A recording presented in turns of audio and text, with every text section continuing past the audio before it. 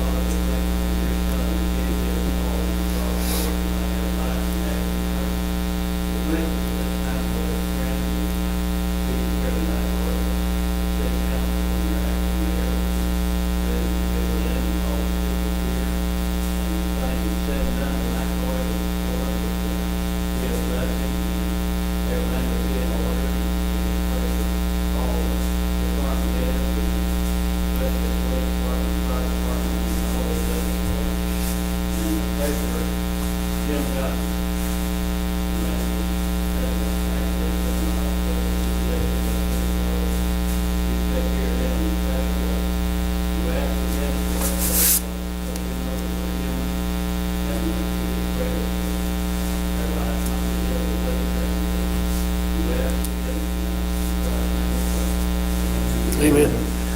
Chief Johnson, would you please lead us? Pledge allegiance to the flag of the United States of America and to the republic for which it stands, one nation, under God, indivisible, with liberty and justice for all. Gentlemen, you have the minutes before you for the March 10th, 2014 meeting. I'd like to entertain a motion to approve those. Make a motion to approve the minutes. We have a motion, do we have a second? Yeah, I'll second. I'm gonna play city clerk tonight, and so I'll be calling. I saw your cheat sheet. I wonder what that was for. Charlotte doesn't have a frog in her throat. Mr. Brown, Yes. Dr. Johnson, Yes. Mr. Powell, excuse me, Tim Terry, Yes. Lance Terry. Yes. All right, we have committee reports at this time. For the water wastewater committee meeting, Steve Rowdy, would you come forward?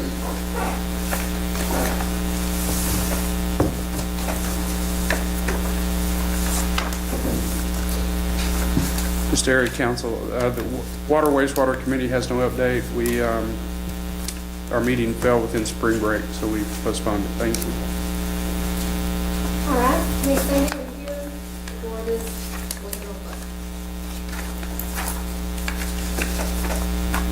Good evening. We finished with basketball finally, and now we're starting baseball and softball coming up, starting next Monday night. So anybody, if you're going out to eat, you better go before 6:30 because we have a ton out there. This year we have a little over 700 kids. We have 95 3- and 4-year-olds. It gives them something to do, and we're really happy that we started the program. We're still averaging over 150 kids a day in our after-school program. We have about 40 that do homework every day. Our art program over there is really generating a lot of interest. So we're having to actually run 4 shifts of kids in there because we can only fit about 15 in there. So we're really happy about that. In the next 2.5 months, we have 5 baseball and softball tournaments. I'm not sure the numbers in softball yet, but in baseball, we're going to have over 250 teams coming in. So we're pretty excited about that. So that's going to generate a lot of revenue on those weekends. And Memorial Day weekend is actually going to be a 3.5 day tournament. So we're expecting a lot. That's a weekend that we actually rent our fields to Fort Smith Church League, and they usually send about 50, 60 teams out there to play. We rent our fields and we do concessions, so it works out really good for us. So, does anybody have any questions or? Ms. Eva Jones, you have the senior senate.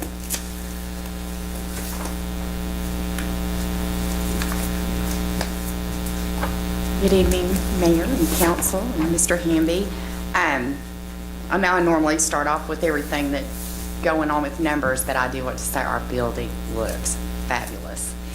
And we're really close to being done. So they've done a great job. They were out there painting today, and it's just, they made me move my car and everything. I was so excited. So thanks. Appreciate it. It's really looking good. And once we get all the cleanup done, then it'll be the shining star of Greenwood, I hope. So I was going to ask about that. So you feel like things have gone well and you're satisfied with where we're at right now with the Yes, updates to the building is looking stunning. All the dead wood's been taken off, and Good. they found things that they weren't anticipating and have went ahead and fixed that. And so I'm very pleased, very pleased.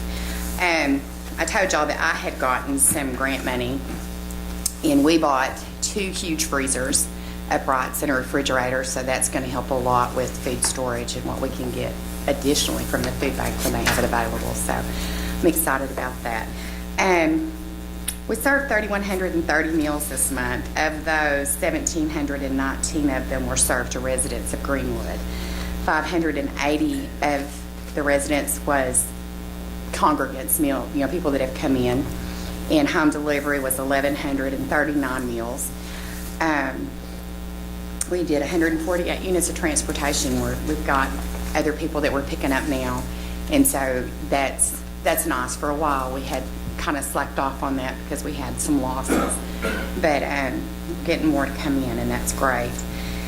We had 26 that went to La Fiesta and had dinner. They put all these tables together, and then they had to add in a booth, and it was wonderful. Every chair was full, and everybody had a good time. So, and we're going to have a potluck and game night on the 25th. Y'all are welcome to come and see everybody, and they really have a good time. And we've got some really good cooks too, because they bring their food on potluck night, and we always have German potato salad. So that's really, really good.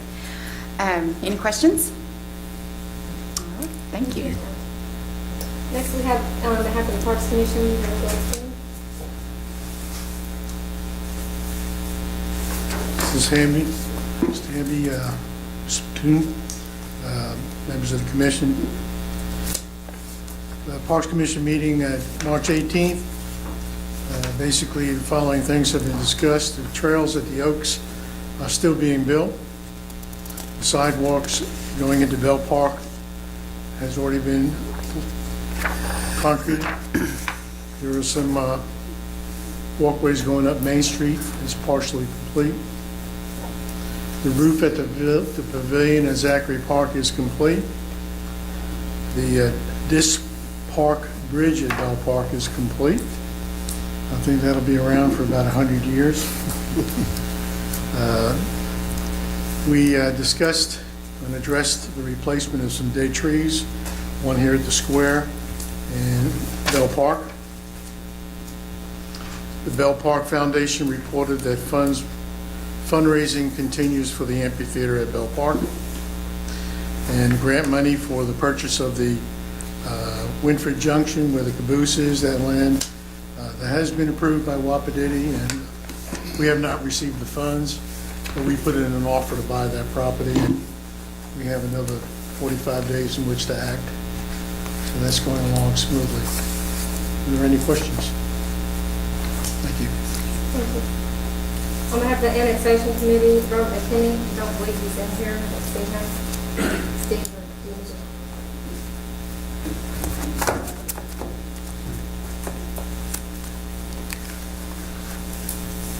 The annexation committee itself is officially not meeting from this point forward. Everything's been turned over to planning, and then we're making our way through the study sessions up through the council. So I think the council's aware of what's going on, and if there's any questions, I myself or Sonny would entertain those, but thank you. Mr. McKinney, would you like to speak on anything at all you had said? No. Sorry. I was just speaking with the gentleman who, the developer, lives out there in Mount Zion, working out some of his concerns. He's interested, but he doesn't want his own partial come in, but we can work with him on that issue. And the other issues, I'll prepare a written response to the issues that were brought up and get that out to you this week on those issues. If you have any questions, you all have my email address now. send them directly to me, and I'll answer those too. Thank you. Mr. Gary Grimes has notified me that he will not be able to make it tonight. So I would like to, if it's okay with you, call Michael Strong up to the podium. He would like to be added to the committee reports for the future under police station design and construction report. If there are no objections from the council, is that all right to continue to add him in the future? Sure, Franklin. My attention. Yeah, Mayor, Council. Mr. Hamby, thank you. You're not on the clock, are you? Yeah, we're on the clock. We got to get to the ballgame. I just want to give you a quick update on the project budget. This is presented in the same format you've seen the last few weeks or the last few months. And if you look at the things that are highlighted in gray or grayed out, those items are complete and have already been paid for, as well as the property, the survey, the geotech report, and the environmental assessment. We've begun the design work, and I know you guys have seen a few images and things that have been out in the newspaper. And we met with Will and his staff last week and to go over basically the final plan and making sure that we had everything in there that they still wanted. We'll be working with our consultants over the next few weeks to work on the mechanical, electrical, plumbing, and structural design for the building. And we'll also be working with Will and his staff to look at the different types of equipment and things that they'll have in the lab and in certain spaces within the building. So we will be working with them to get that. As far we're tracking right now in line with the project budget, trying to keep everything in line. And of course, we won't know the big item until the project's bid, but we are working within that 1.875 budget. And if you have any questions, I've also included a few images of the plans, the floor plan, elevations, roof plan, and some of the elevations or perspectives of the building. And then there's like an overall site plan where you can see the top of how the building sets on the site in that packet that I gave you. And that's really just for your reference, just to kind of know where we're going. You guys are all aware of the project, and we're moving forward. So if you have any questions, I'd be happy to address them. So when are we going to go out to bids? Our targeted date is the August City Council meeting. I believe it's the 7th, 12th, 7th. Remember, Charlotte? I came on today and I forgot which one, but that's the target. We are a little bit ahead of schedule. If by any means I can get it moved up to the next prior month's schedule, we'll look at doing that. But until we get a little bit closer, I hate to commit to that early date yet, because obviously we have to hit one of your council dates for the bid unless we schedule a special meeting for that. So I'd like to keep it within one of those dates if possible. Did you talk about the sign? Oh, did not talk about the sign. One of the things that I wanted to ask about was going ahead and putting a project sign up on the site. We have, my guess is it'll cost around $500. We put a picture of the rendering, maybe something about the vote for the project, and just a little information about what's coming there, and we can put it down on the corner. And then we can, have Joe or Doug or somebody work with us to install it on some 4x4 posts, but I can get it printed. As part of that, if you guys want to approve the design beforehand or have Will approve it, we can do that for the next meeting, but just kind of get something up there so people know what's coming in the next few months. Would this come out of the police fund or? Yeah, it would still come out of the project budget. Through the bond? Yes. Just like your tax dollars are making progress, whatever. Right. But it's at your pleasure. Yeah, that's good. But we'll get moving forward on the sign and go from there. You'll see that in a few weeks. Any questions? All right, thank you. There is no one signed up for the citizen forum, so we'll move on to agenda additions this time. Oh, wait. Oh, I thought you were raising your hand. Or you're not citizen forum, are you? You have this hand.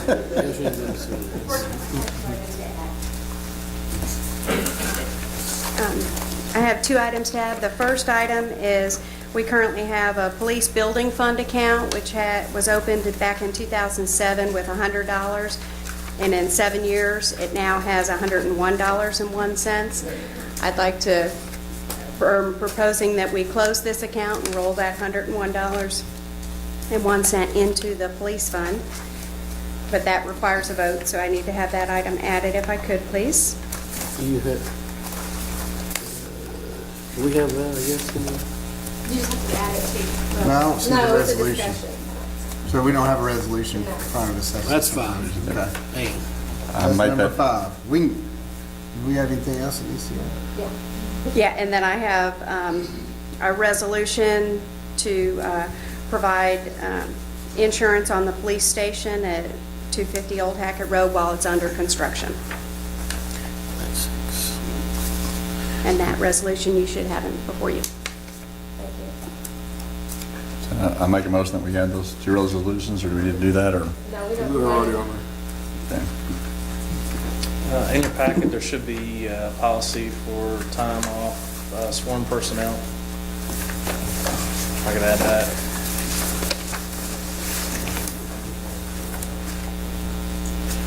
I believe Stuart, you had something?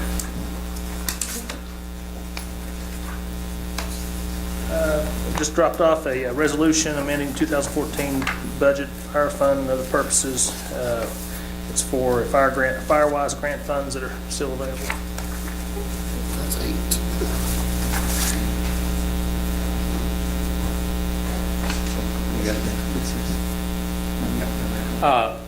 We have a resolution we'd like to add on to the new business tonight to discuss the ongoing problem of tall grass and debris in the code enforcement.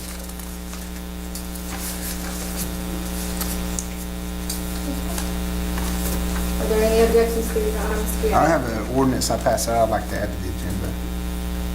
I think everybody got a copy. I didn't get you a copy. Does Sonny have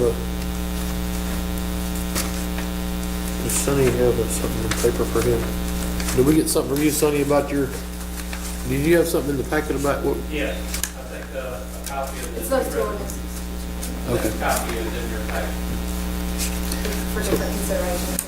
This is the employee and a mower, Yeah, it's pertaining. mowing and cleanup. You have a resolution An or an ordinance, ordinance to yeah. add? Pass out a copy. It's about establishing water commission. Okay. It's establishing a water wastewater commission. Yeah, we got this.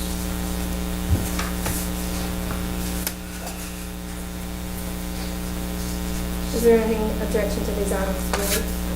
No? If not, I'll add them. Okay. Under old business, number 1, the mayor is to present a resolution to amend the budget for department heads and elected officials. I'd like to ask for a vote to table that. Jim Gossett is the one that was presenting that, and of course, he is not here, and I do not feel comfortable doing that, so I'd like to table that. Make a motion we table that indefinitely. Can I get a second? I'll second it. Mr. Brown? Yes. Dr. Johnson? Yes. Tim Terry? Yes. Lance Terry? All right, and number 2 is under old business is Rob Powell, ordinance establishing compensation in office of mayor. It would have been under the second reading this evening.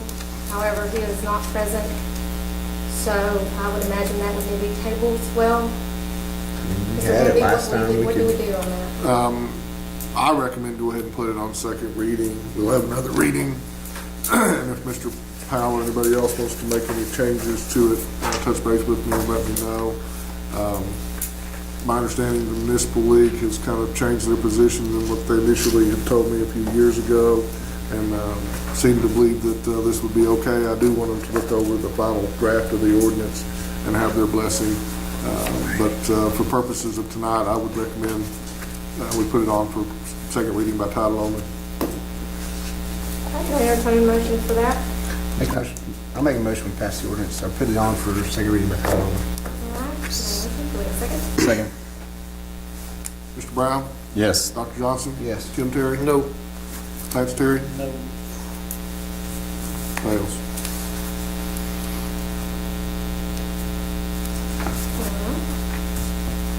Number 3 under new business is pertaining to the water. It's ordinance adjusting tap fees. And I'm gonna ask that this be, I'll just pull it from the agenda tonight, and I'll put it back on next month. There's nothing in our packet for that, was there? Right, that's right. Okay. So this item's withdrawn. All right, number 4, Again, this is the mayor, resolution to amend the general fund budget for fireworks display. But I believe Lee Johnson is going to speak on that. Oh, I am? Yeah, sure, yes, I am. Sure. I think I was planning on that. Yeah, well, this came up, and I think the way this came up is we sat in this table and talked about looking to A&P Commission to try to pick up some, see if we could get a grant to A&P Commission for some of the fireworks money. As a member of the A&P Commission, the feeling was there's not adequate money there. They're already putting a pretty significant amount of money into the 4th of July activities, Freedom Fest, and it's just about a matter of making choices. And they just didn't feel like there was enough money in the commission coffers to support all the different activities that they wanted to try to support, in addition to giving the money they're already given to Freedom Fest. And so they're looking back to us as a city to see if we can find it in our budget to put it back into the mayor's funds. That was our original bid. Well, that's been changed back and forth. You know, we've made it. We've leaned on contributions from the community to match the funds that we put in the past. You know, Kelly's been real good about getting out and raising funds. It wasn't a match, it was just, Well, no, right. We put said we 75, put some try to in, raise he went out and 25. raised some. I think, I don't know what the total was last year spent, but it was close to 10,000. I think we budgeted 75, and then there was more raised. So I think, you know, if we could budget a similar amount to last year, I think that's reasonable. But the main reason I think it came back to me is because we had these discussions at A&P Commission, and they asked me to come back to the council and say, A&P Commission doesn't think they can fund the fireworks, so if we're gonna have fireworks, we probably need to find that money within our budget. we should have, I we should understand have it. plenty of money in the general fund now, since we haven't paid a mayor in a couple of months this year. So do we still have, did we take that out? Did that line item come out of the Our budget? discussion at the budget study session was Yeah. we was gonna take that out because A&P will not do stuff that's already in the budget. Right. We had- And then we were gonna put it back we had in if gentleman's A&P couldn't agreement do that it. If the A&P wouldn't pick it up, we Yes, would sir. put the $10,000 back in for fireworks. Yes, sir. That's right. Again, those gentlemen's agreements. Well, so do we need a resolution to put the 10,000 back in, or can we just vote on that? We will need a resolution. You can Vote without you can vote on it, and she can write it up. So that's the thing, if we're gonna have 10,000 is fireworks, coming out of the city's coffer to pay for fireworks, that's in the story. Okay, somebody make that motion. I'll make a motion. Second.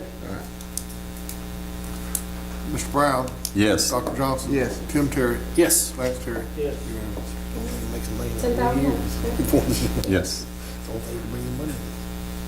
general fund. Okay, the next item is finance. Pam?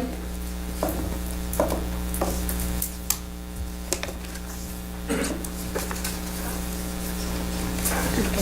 The first one, as I explained, the police building fund started with $100 back in 2007, and in 7 years has only earned $1.01 in interest. No other money has been deposited into this fund, so we'd like to have this account closed and transfer those funds to the police fund. I'll make a motion if you need one to do that. Second it. Nope, too late. Is that AC or Lee? I think, Late. yeah, I think I'm beating too. Mr. Brown? Yes. Dr. Johnson? Yes. Mr. Powell? Yes. Tim Terry? Yes. Lance Terry? And the other thing is a resolution before you to provide insurance for the new police station at 250 Old Hackett Road while it's under construction. We need to transfer funds within the police fund from fuel vehicles to insurance building. There is sufficient funding. They have $70,000 budgeted, and if they stay on track with the first quarter, they'll only spend $51,000. So there is sufficient funding in fuel. Make a motion to pass the resolution. Second. Mr. Brown? Yes. Dr. Johnson? Yes. Mr. Powell? Yes. Tim Terry? Yes. Lance Terry? Thank you. Okay, the next item is Will Wilson. I'm off. Typically, don't bring policies in front of you for approval. They are approved by administration. This particular policy has to do with time, and the change in that, vacation, after doing some studies on what other police departments are doing, is kind of like a longevity reward. The actual Fort Smith does one at 6 years where they add 2 days of vacation time if you've been there for 6 years. Those 2 days, I put at 10 years, and then at 15 years, they also did the 4 weeks of vacation increase, and that's the same thing I did on that.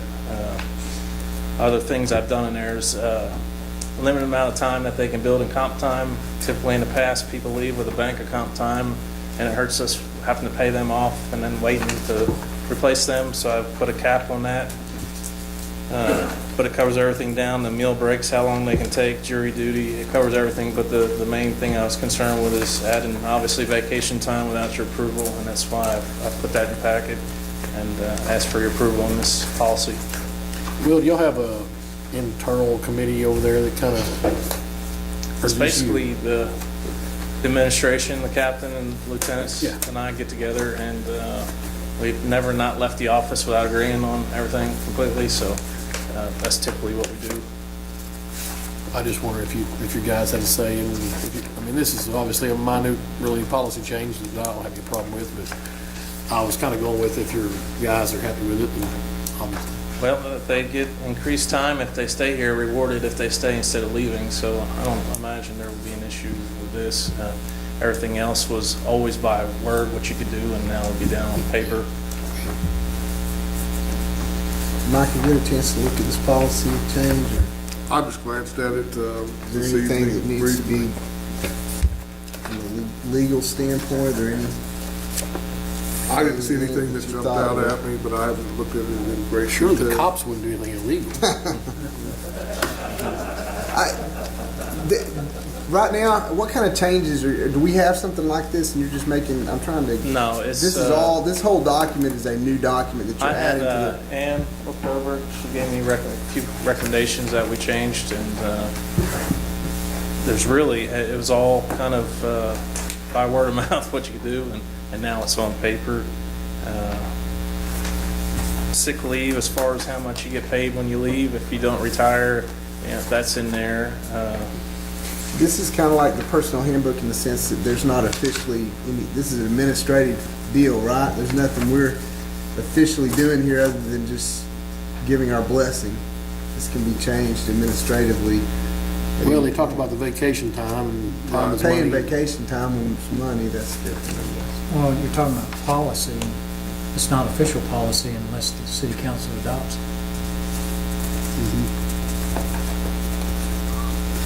They can make a policy within administration on their own, but until the city council adopts it, it's not the official policy of Greenwood, because we are the policy makers.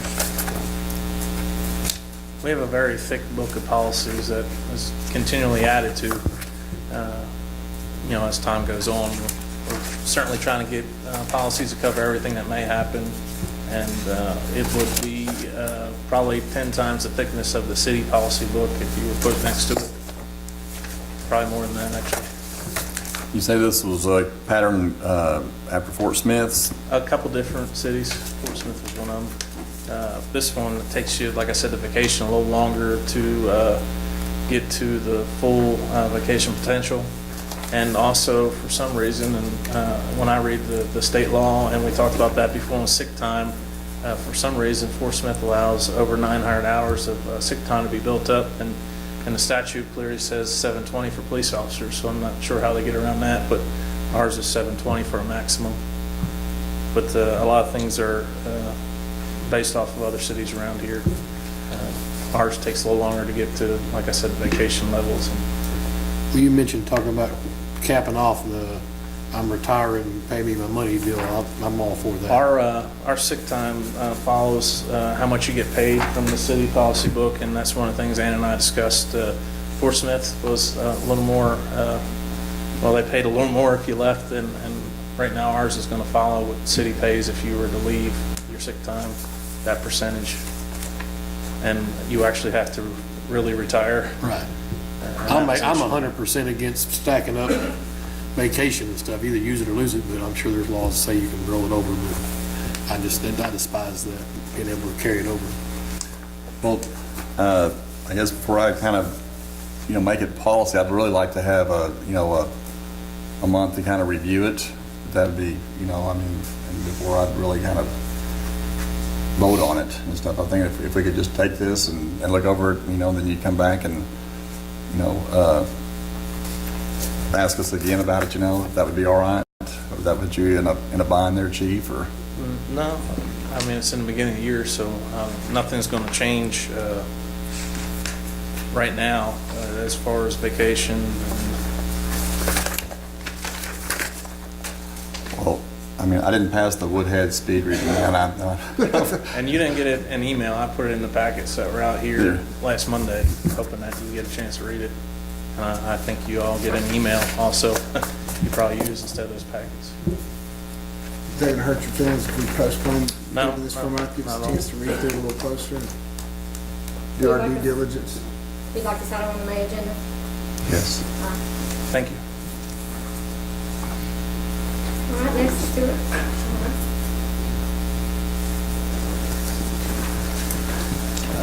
Mayor, Council, Mr. Hamby, before you use resolution amending the 2014 budget, basically what this is this, we missed a little bit of carryover funds for our Firewise grant from last year in a total of $433.90. I've got to get that spent. We're supposed to spend so much every year, and we're going to spend that on some of this wildland gear we're buying for the new firefighters, and I just got to get it spent so we can show it every year on the grant that we're spending the money. So it's carryover, so it's sitting in the bank there, it's just not budgeted. I'll make a motion to pass this resolution. Second. Mr. Brown? Yes. Dr. Johnson? Yes. Mr. Powell? Yes. Tim Terry? Yes. Lance Terry? Unanimous. Thank you. Thank you. All right, next is Sonny from Connecticut Chief.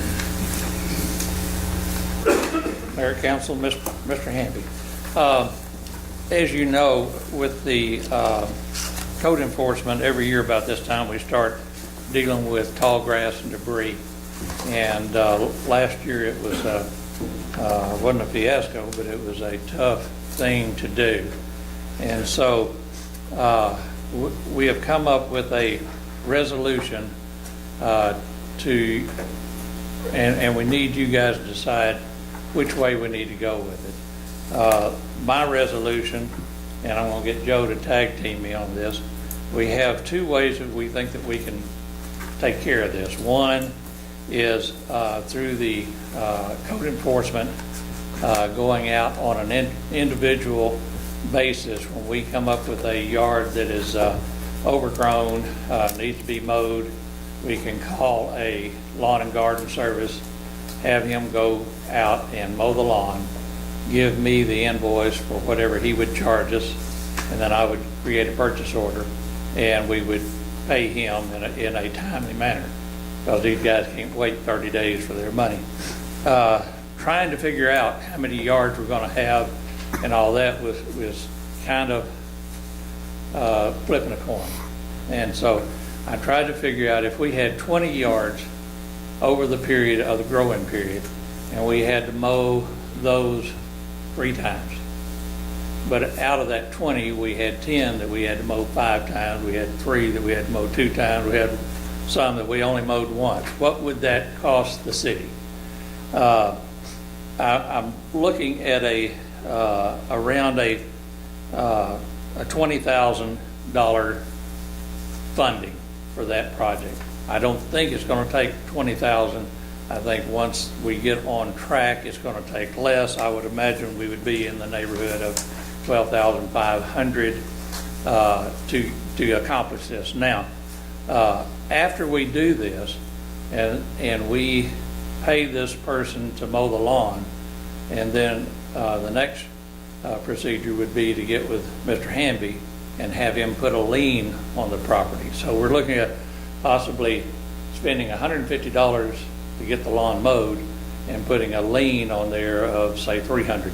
So, you know, there's an offset there, and then the downside, the downside of that is you might not ever get that money back on the lien. I don't know what Mr. Hamby thinks as far as the percentage of recovering that money, but I would imagine it's slim and none, and sometimes it might take 5, 10 years. You know, you never know if the people walk away from the property and they don't care, and it goes on and on and on. So that is the proposal from the planning and code enforcement. The second one was to get the street department involved.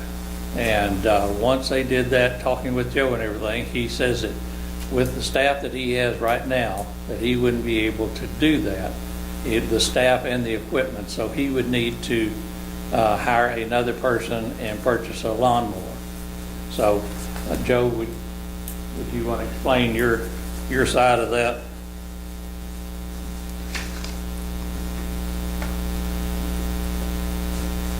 Well,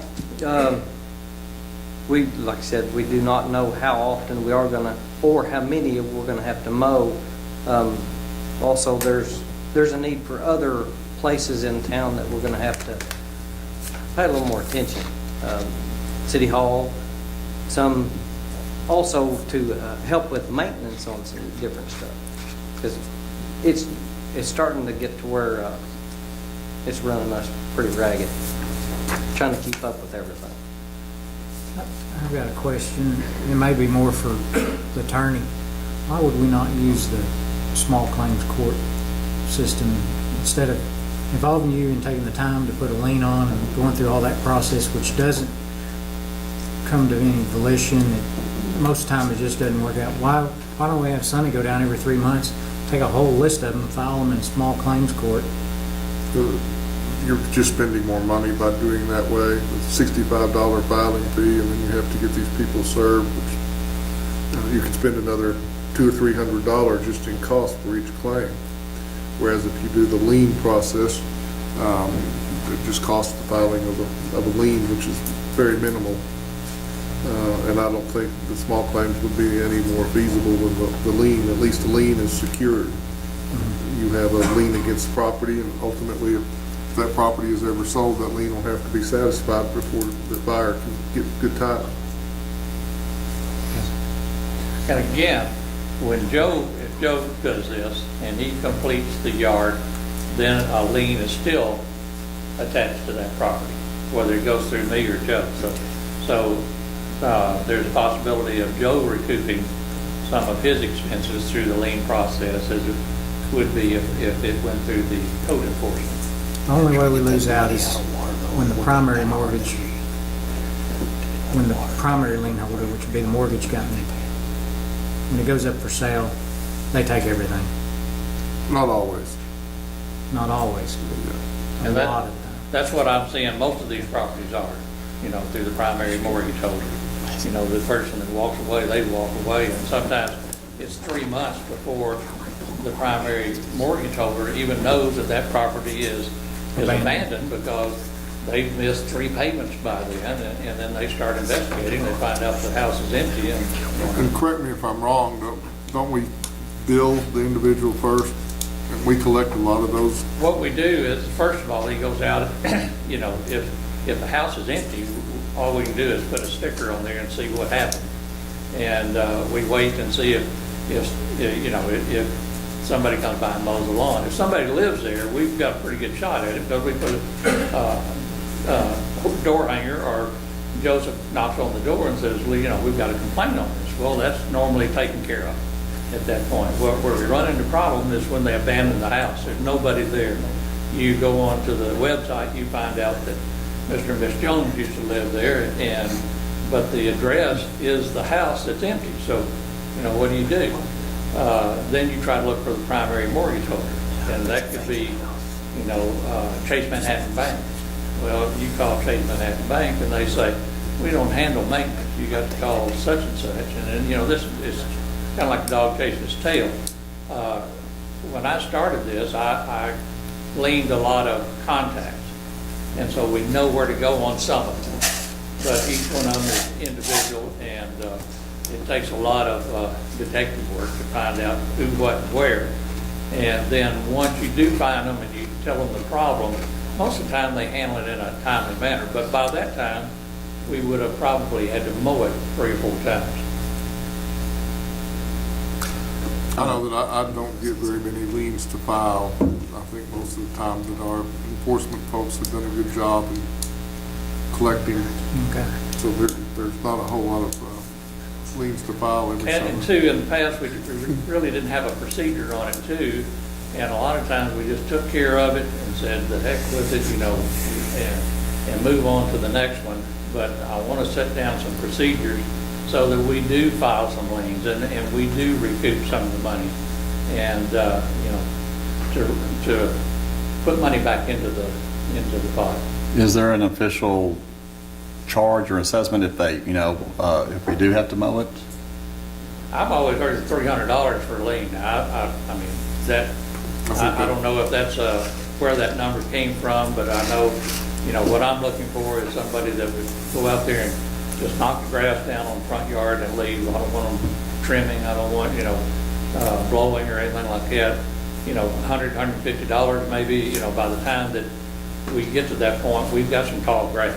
It's not like you and I. Brush hogs out Yeah. there and get it down to where then we could take them over. We had one on Davis Street last year that was 6 foot tall. I swear. And so you're not gonna go in there with a Cub Cadet and knock that down. That's unoccupied, right? It wasn't Yes, yes, it was unoccupied. But, you know, so I'm thinking if we can find somebody that says, I'll do it for $100, and then we pay him off, we put a lien on it, and, you know, hopefully someday recoup the money. But, again, we need to have money in the budget under a separate line item for the mowing. On my part. Joe's is a different scenario. This is all mainly for unoccupied dwellings, right? You're not having much trouble with people that live. No, like I said, if somebody lives there, Joseph knocks on the door or leaves the door hanger on there, we go by the next day or so and it's cut. You know, they know that somebody's watching them. It's the ones that just get up and leave. Yeah, our empty lots, you know, we had a problem with an empty lot last year out at Eagle Drive. And you call, get a hold of the guy, and he says, oh, I turned that back, you know, months ago. And I said, well, you know, it's not, you're not showing that you did, and you're going to be issued a citation if you don't do something about it. Well, it got so bad, and we got so many complaints. I called Joe, and I said, Joe, are you going out in that area, you know, anytime soon? And he said, well, I got to go out there next week. I said, would you do that for me? And he went out there and knocked it down. People happy, you know, and but I know it's going to come up again this year. What if, I'm just throwing this out there, I mean, if these are all unoccupied residents that we're having this trouble with, and they just up and leave, well, and if it's in the city, they've got city water, do they not? Okay? Tim may hate me for saying this, but, I mean, why couldn't we go pull that meter to that residence? And then in order to get that meter put back in, you're gonna have to pay up that bill. That's a possibility too. You know what I'm saying? I mean, because you got them, I mean, Once they you know what I'm leave. saying? I mean, once they leave and they've abandoned this, they probably abandoned our water bill too. So what I'm saying is, I mean, I know it's adding a little work to them, but why couldn't we go physically pull that meter out in order to get that meter put back in there? This is what you're gonna have to pay. Pay the bill and mow your yard. Yeah. Now, And once you've met our, you know, do our normal routine that we have to do, the 3 knocks on the door, whatever we have to do, and, you know, so we can cover our bases. But if they're just abandoning this thing, then, hey, that's city property, that meter's city property. Pull it. Yeah, and I don't know when Tim pulls meters, you know, if, I mean, that's a, you know, the whole other issue that, you know, Tim may be able to answer some questions. I mean, I'm just saying, but you kind of got a little leverage there. We'll be glad to do it if it's legal. There could be some cases in illness, and of course, if the house is abandoned, they could care less if they have water or not. And I'm sure there's some, like you say, there's some. But Lance is talking about the new owner. Yeah, we wouldn't have issues with that, doing that. In fact, we have several things in this water standards, but we don't have anything punitive. And I think the last straw is we take the meter until you comply with these things on water standards. You know, so we're going to have to cross that bridge at some point in time. Just a thought. I think that's a pretty good, I mean, it certainly gives us some leverage. Well, I mean, that's what I'm saying. I mean,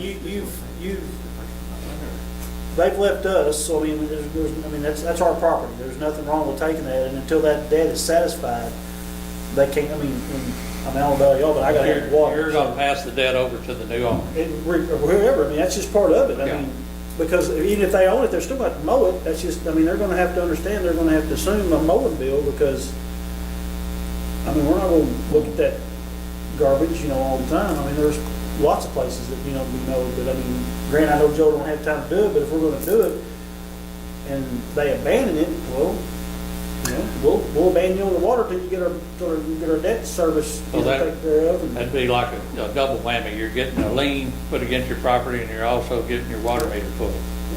I like it. I mean, If I could put a lock on the front door, I'd do we're that gonna eventually too. get tired of carrying 5-gallon buckets of water in there for the public. Well, there's not gonna be anybody there. That's the thing, it's going, the expense is gonna fall to the new owners or the new renters.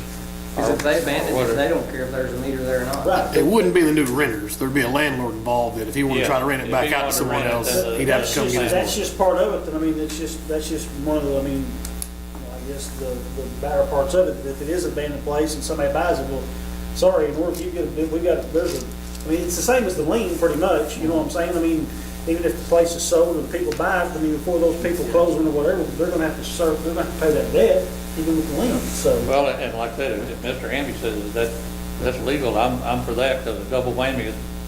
Well, I mean, that's something like I say, I just, suggested that Mike would be the one to.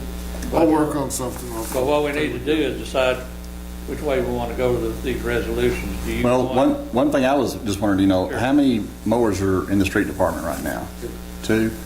Are those pretty much in use all the time, or? One of them is old enough that it won't hold up as much mowing as we're talking So we need to look at replacing that one anyway, like you're thinking, I guess what I was looking at, I know like the Parks Department, they hire, some summer help, to handle the mowing, because that's, the one grows basically in the summertime and stuff. I was just worrying about either the street department, I see you're looking at hiring a full-time. I thought, what about just, since it's really just grass mowing, why don't we just look at maybe just hiring, I still like your idea, but also just to cover that need, if we kind of have the mowers, just have a part-time help that, in the street department or whatever that says, you go out here and, hit this yard, or any other kind of mowing that's, kind of needed during just the summer months and stuff, but just have it a part-time as opposed to a full-time. You could look at doing something like that, because it's just a few months out of the year to where, I mean, Joe could maybe figure out, well, I need somebody, 20 hours a week, or, something like that, and that's all they do. You know what I'm saying? I mean. From like April to, Right. Whatever. That's a thought. Because I'm thinking I kind of heard you say, Sonny, that it could be, 20 yards, it could be 5 yards, you never know, but. We don't know at this time, like I said, it just depends on, are we able to contact the person that is in charge of getting the maintenance on there? For example, we were so hard on one the last couple of years out in Dr. Johnson's neighborhood there on the corner of Deerwood and Ashbury. They call us now and they say, how's it looking?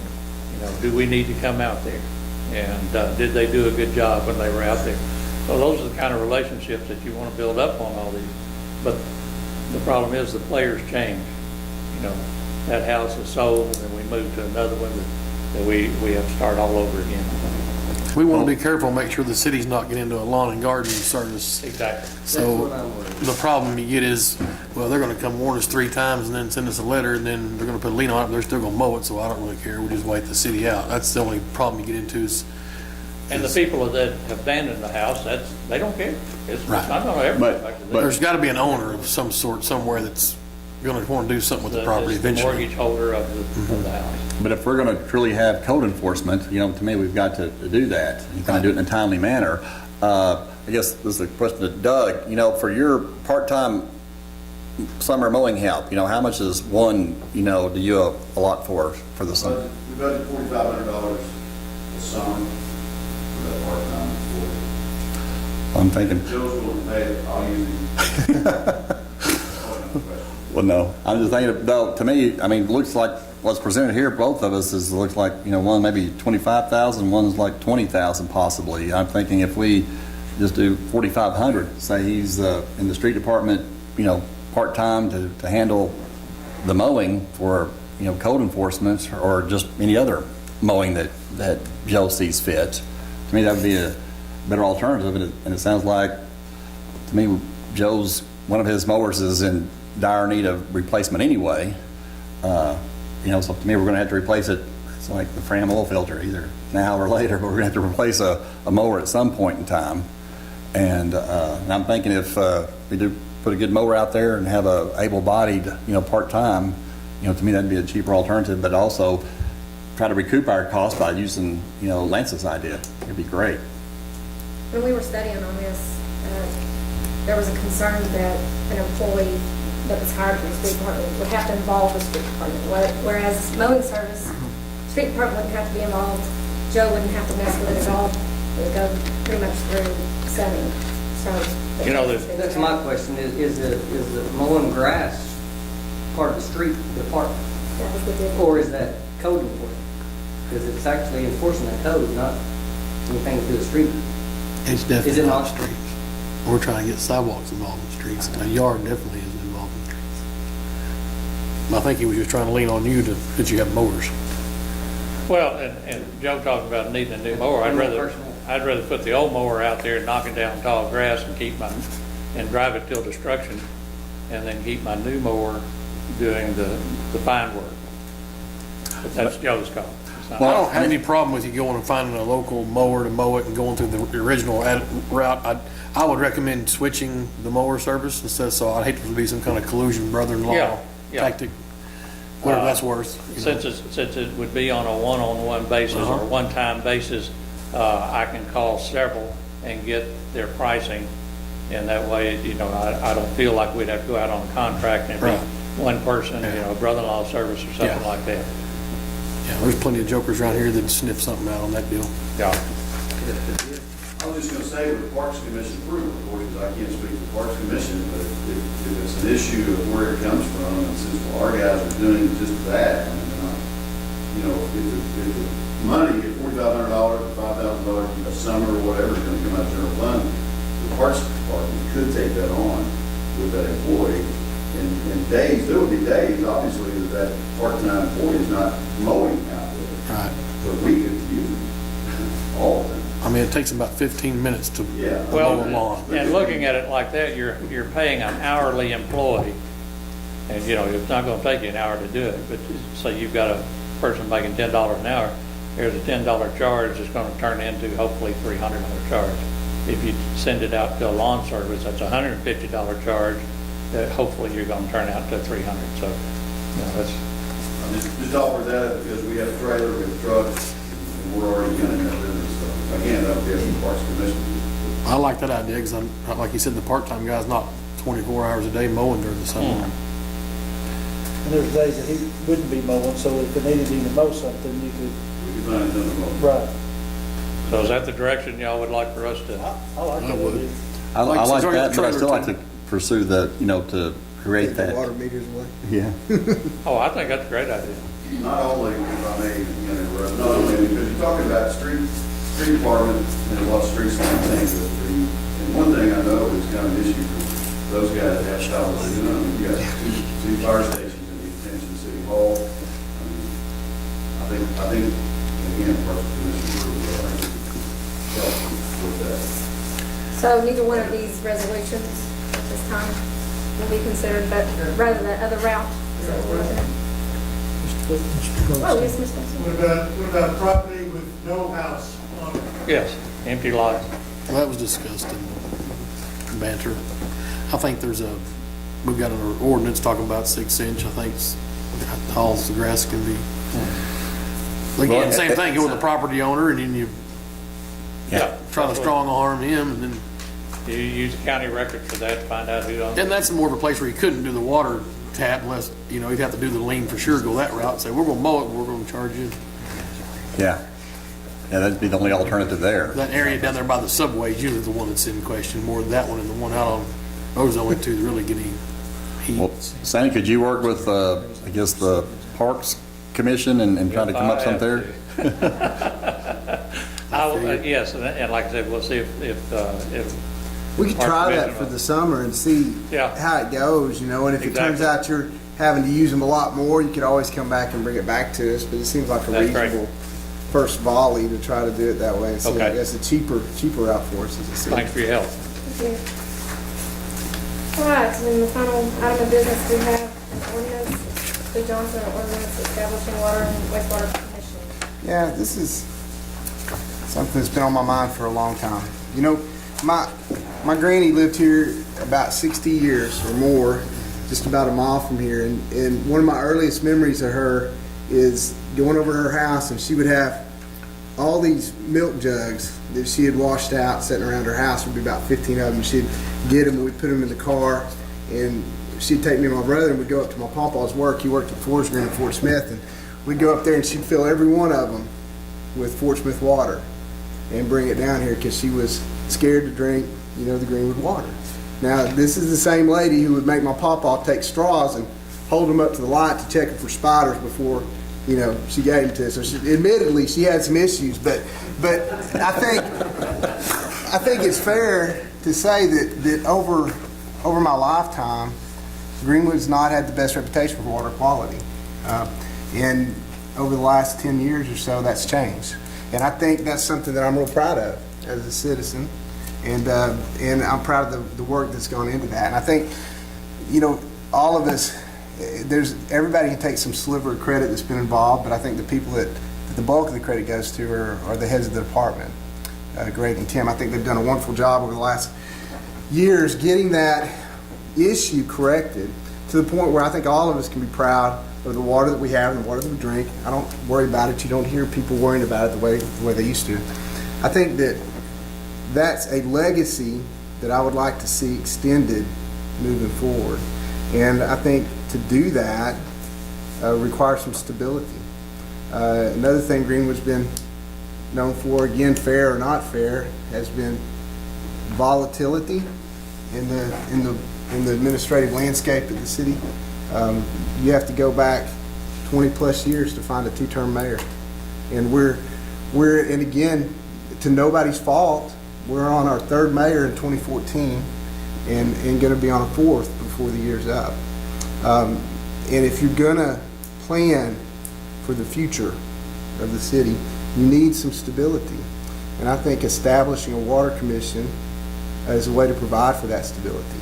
I think this is a challenge that is common to city governments. We're not unique. That's why there's a pathway established for cities like ours to establish a water commission. It's a lot of learning that goes in to understanding water works. This is my 6th year as a councilman. I've been on the water committee for a number of years now, and I still don't feel like I have a full grasp of all the things that go in and out of delivering the water, treating the sewer, and treating the water itself. And we've just been fortunate that we have such an educated, knowledgeable leadership within the departments driving that. And I think establishing a commission where you have commissioners who have lengthy terms, those terms are 8-year, 10-year terms, gives people time to make a bigger plan and to learn the ins and outs of the waterworks. So, I don't know, I've thought about it. I've visited with several different people about it. I've visited with people in other communities that have a water commission. I value the opinion of the people at this table. I think the people sitting at this table all have the right attitude for the city of Greenwood. I think all of y'all are looking for what's best for our community. And so I wanted to bring this forward for conversation, to kind of get y'all's thoughts and see if it's something that y'all are interested in moving towards.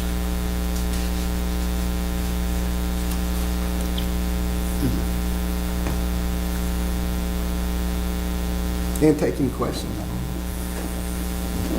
I would be definitely interested in just, I guess, considering it and everything. I'm not, you said something about the terms of office, Yeah, it's stated here in this ordinance. The ordinance is pretty simple, and I intentionally made it so because we're just going to need some help from our city attorney. And before we involved Mike heavily in the ordinance, I felt like I wanted to gauge the interest in the council in what direction we might go. There's been a lot of work done on this in the past. This isn't the first time this topic's come up before the council. There was some time ago that it came all the way to the third reading, and then I think got voted down at the last. The municipal code allows for different lengths of terms. The two places that I looked at, there was one that allowed for a 10-year and one that allowed for 8-year terms. And you start with, it's just like any time you establish a foundation or a commission, you start with position 1 is a 2-year term, position 2 is a 3-year term, position 4 is, and then as they fill their term, it becomes the 8-year term or the 10-year term, however long you wanted to make it. Now, the thing about it that I think is important to remember is the process at which people become commissioners. The commissioners are initially nominated by the mayor, but approved by the council. It requires a 2/3 vote of the council to approve the commissioner. So it still falls back to the elected officials to decide who is or isn't going to serve on this commission. Once the commission's established, just like with the A&P commission, the commission itself can renew nominations and then bring them to the council for approval. I was part of the first time we brought it to the council, and I was for it then, and I'll be for it now. I think what gets me about what you said is, being that we have a volatile landscape, and we always have, planning is the reason that I'm always for, that I was for in the beginning. Because cities can't properly plan when the plan's changing every 2 or 3 years. We can't get a consistent plan. We don't, from a standpoint of developers, people that are trying to develop within our community, it would be better to have a long-term plan that we don't have in existence now, that we can share and have long-term commissioners that are not in such a politically volatile landscape. And I was for it. When we put it forward the first time, we got to the third reading. It passed the third reading. It was vetoed by then Mayor Gary Campbell, and we could not override the veto. It was at the end of an administration, and councilmen that had originally brought it all the way to that point had quit showing up. They were all quitting, and we were not able to override the veto. So it was almost in place several years ago. I think we'd been better off if it were in place, and we weren't here now. I think when we get into these jobs in the council, I think it's a learning process, and we seem to always kind of come to a conclusion, and that's about the time the administrations and the legislative body start to change. And it seems to be a pattern that we need to get out of. And anyway, I was for it then. It made sense then. It makes sense now. I'd like to see it move forward. I got a couple questions. What's going to be our criteria for this voluntary basis on the appointments of the commissioners? And then are we going to, because we've got this little certain group of people that always just want to volunteer, and some ones we get to do it. I mean, are we going to start drawing the line of how many, people serve on so many committees and commissions and all this stuff, because we got, a lot of people have to wear a whole bunch of hats, and somewhere along the line, we're going to have to, you know what I'm saying? I think that's fair. I think you raise a fair point. I think that when you ask the criteria, the only criteria that are outlined in the law is that they're registered in a certain area and that they're a certain age. Those are the only two criteria I saw. And then beyond that, it's just kind of up to us to decide as a council, and do we feel like these guys are good candidates? And I think you make a good point. I think as one of the things to consider were we to establish this commission, as we consider the commissioners, is how thin stretched are these people that are coming and wanting to be commissioners? Are they well intended, but are they already trying to do too much? And I think that's one thing in this community. It's all of us who sat up here who've been through an election process, and people in the audience who've been through that process. There are parts of that process that are not fun. And there are good people in this community who are more than willing to serve, but less than willing to put themselves forward in as public a way as you are when you agree to run for office. And I think we've got lots of different people in this community to choose from who are well-educated, who are knowledgeable, experienced in a variety of areas, who would have interest in serving as a commissioner, but less interest in running for public office. And so I think, who we pick, I think that's part of our job as elected officials if we establish this. Mike, this is probably a question for you. I mean, I know this probably is, this section 14, 234, 304 has some, but is there any guidelines that we could put with that? Yeah. As far as what, I mean. You can be more restrictive than what they are, but that sets a minimum qualification. I mean, one of the biggest things, in my book, I mean, whoever's on that commission ought to be drinking regular water. Yeah. You know what I'm saying? I mean, that type of thing, Yeah. so I just, stuff that we need to, take in consideration. Those kind of things for me are small points. My big thing is I think establishing it is the right thing to do. What kind of guidelines we put on it. I think we talk through that and come up with things that make sense. That there are criteria that we all think work for putting commissioners on, and try to abide by those. And certainly making them more restrictive if we want to. I think. I'm not totally opposed to it. What I'd like to see though is maybe this, a little more detailed to it. We can do You know that. what I'm saying? Sure, yes. I'm really not that opposed to it. It's kind of vague. Yeah, no, it's intentionally so. And Because there's been people over years that put a lot of work into something like this, and only before I put too much effort into it, I wanted to get your feelings and opinions on it in an open way to see if it's something that's got some traction. If we could get it on for the first reading by title only, that gives us some time to come back with some amendments. We failed something tonight that was on for the second reading. There's no reason why something can't fail the second or third time, but if we could get it on for the first reading tonight by title only and pass it in that fashion, then that would give us some incentive to come back with a more detailed ordinance. Well, I think that, to me, again, it some ways it removes that political aspect of it, because I know in some ways the reason why I feel like the Greenwood got the reputation of their water is because councilmen or mayors or whatever are reluctant to sometimes give rate increases when it is time to give rate increases in order to keep the things maintained and stuff. I remember talking with somebody in the past, talking about at one time they had an opportunity to raise the dam at the city lake, and they didn't, again because of political pressures or whatever. And so I think kind of removing it from that element and letting good committee members, just like we've had here just recently, make proposals and study the whole gamut of the thing and just really come to a logical conclusion. I think that's really the way to go, that you can really plan for the long term, and I don't think there's hardly any water project out there that's not long-term related. It would stretch over certainly one term of the mayor, or 4-year term, but if not maybe 2 or 3. Well, if it passes, I'd have to live with it, but I don't support it at all, so that's my 2 cents. No open for debate. Don't want to discuss it. I'm about commissioned out.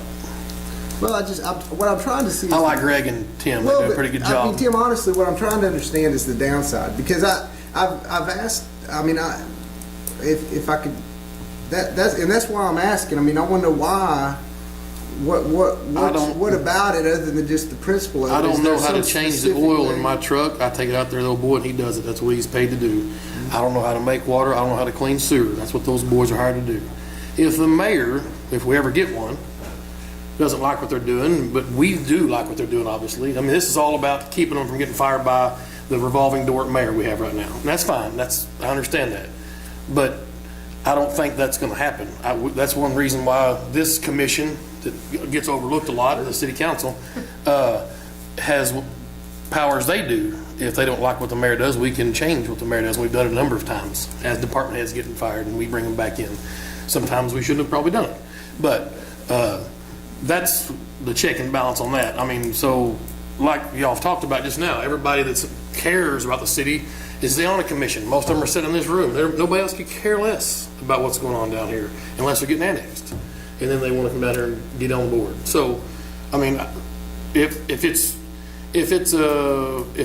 getting away from mayor, council form of government, what y'all want, try that again. I wasn't for it the first time. I won't be for it this time. But the city council is the commission, and these are department heads. The problem, and again, I understand what you're saying. That for me, it's more than just protecting someone from being fired, though. It's more about this idea of having some people that can commit to long-term making plans and understanding the systems, and because we're on this for a 4-year term, and if we decide to run again, great. If we don't, maybe we get elected, maybe we don't. Posey's been there for 35 years. And do what now? He's been in here for 35 years. I understand, and That's long term. every 4 years he's got to think about.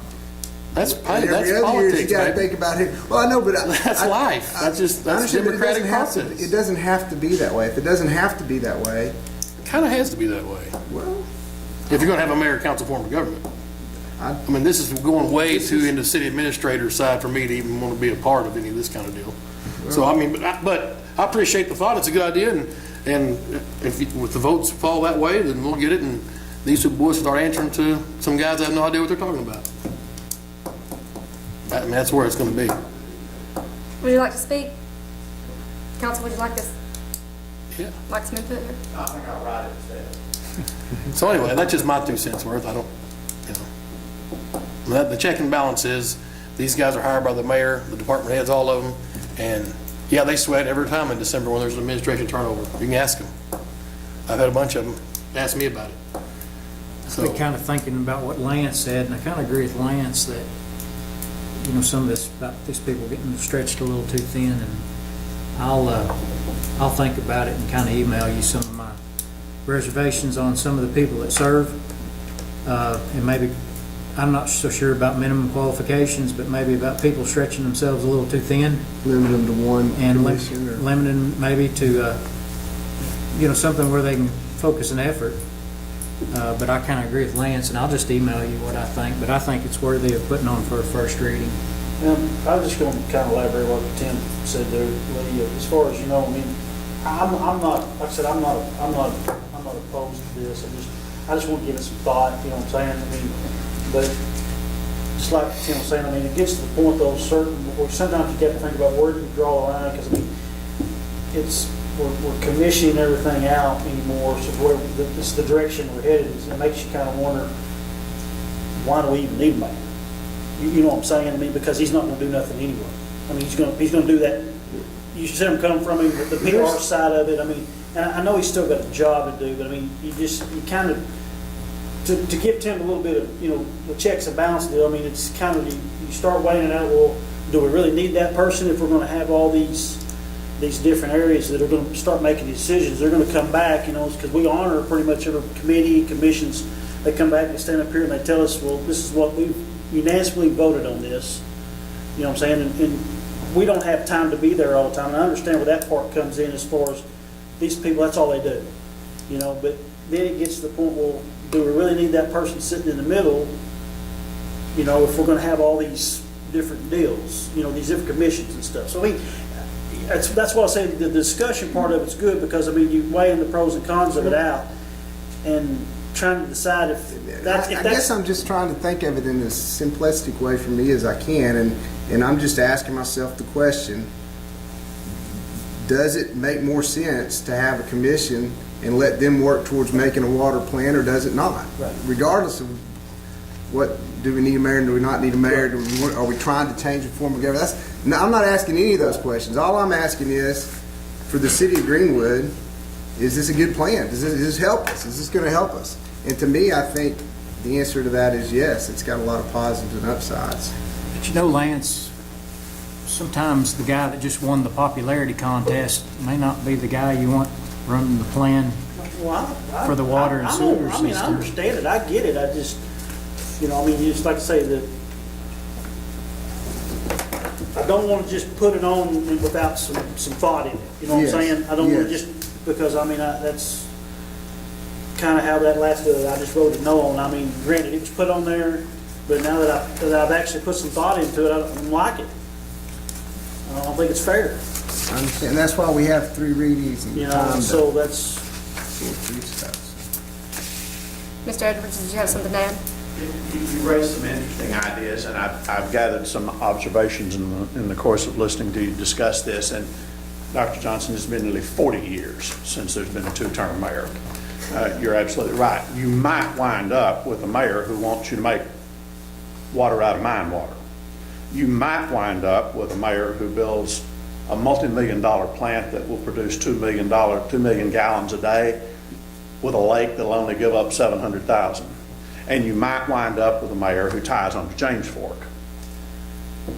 There are those pitfalls, and who sits in that chair does matter. And you're talking about qualifications for the person who's going to help make long-term water decisions, and that's why I think you have to be in favor of qualifications for the person who's going to sit in the chair too, because you might wind up with the winner of that personality contest and not someone who's qualified. And Rod, you missed it, but you have an opportunity to do something that the Municipal League even called innovative. Every single one of you has the job that you have because at some point or another, someone looked at your qualifications or your training or your background. If no one did that, we'd just go pick the job that we want. We'd all be wearing stethoscopes and our ex-wives would be dating our ex-lawyers, okay? You have to present your credentials, and you have to show what you're qualified to do, and you have to show sometimes what your training and your education is in order to get the job that you'd really just like to have. Or you can wind up with someone who wants you drinking coal mine water, or worse, if you can imagine worse. We created a Parks Commission for that very reason. You might wind up with someone who doesn't like all of those feel-good things. So for heaven's sakes, you protect city assets like Doug and the parks and the trails and all of that stuff to protect them from the what-ifs. Well, if you put a step in front of all of that, you eliminate at least some of the potential for that what-if. Now, Jim Newcomb and I are never going to agree on who was the best mayor in Greenwood history, okay? Because we might look at things a little bit differently. What was progressive, what was effective, and what was ridiculous. But if you at least put some minimum qualification on the front end, you might discourage someone who wants you to drink mine water, or someone who wants you to do away with parks, or someone who's just totally unqualified for the job. And so I want you to consider that ordinance again when you have a full staff. Thank you. I guess at this time I'd like to entertain a motion to put this on first reading, or whatever you desire. Or Council, would you like to hear more? Yeah, Yes? Sure.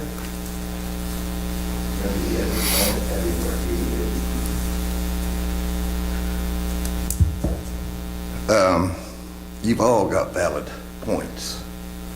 You've got valid concerns, Lance, Tim. You got a valid reason for stating what you do. You have your opinion. And that's the neat thing about having 6 seats up there. You all got different opinions. But I was on the council 6 years, and I'm not bragging about that. I'm just telling you, and you guys know that. But I was sitting back there counting. And in 6 years, we had 4 different water committees. In 6 years, we had 4 different water committees. That alone proves Dr. Johnson and Mr. Powell's point. We are spinning our wheels in mud. We're not making progress. Yes, we have a multi-million-dollar plant, and we don't have 2 million gallons out of the lake to go through that plant, but it was called Building for the Future of Greenwood. That's not going to be the only water source we ever have. Last time I was on the council with Rod, and, well, most of you guys, except AC, we thought about building a new lake east of our lake we have now, and it would have been 10 times the size of the lake we got now. Those kind of things are going to happen. But one of the most important things that I see in this entire thing about the commissions, I really don't have a problem with commissions because they still report to the council. But what I do see is you take the water system and the sewer system out of the political realm that people use it. Everybody knows I'm a drilling engineer. I thought the mine water is one of the most ridiculous things I've ever seen in my life, because I know what's down in those holes, and I know what we leave down in those holes. And probably every oil man in the business, if anybody ever found out what we left in those holes, we'd all probably be in jail. But I'm telling you what, we need a water commission. I wish you'd think real hard about it, Tim. What's best for the people? And I know you do that. You're real good about that. But the whole thing is, I'd love to see it taken out of the hands of the politicians to sit in that chair. And by the way, the best mayor the city's ever had is Leon Hicks. I've got the records from 1988 forward, every single minute. Go back and read about Leon Hicks. He cared about this city. I challenge you, go back and read the minutes for the 4 years he was sitting in that seat. He cared about this city. That's what I want every one of you all to do. Thank you.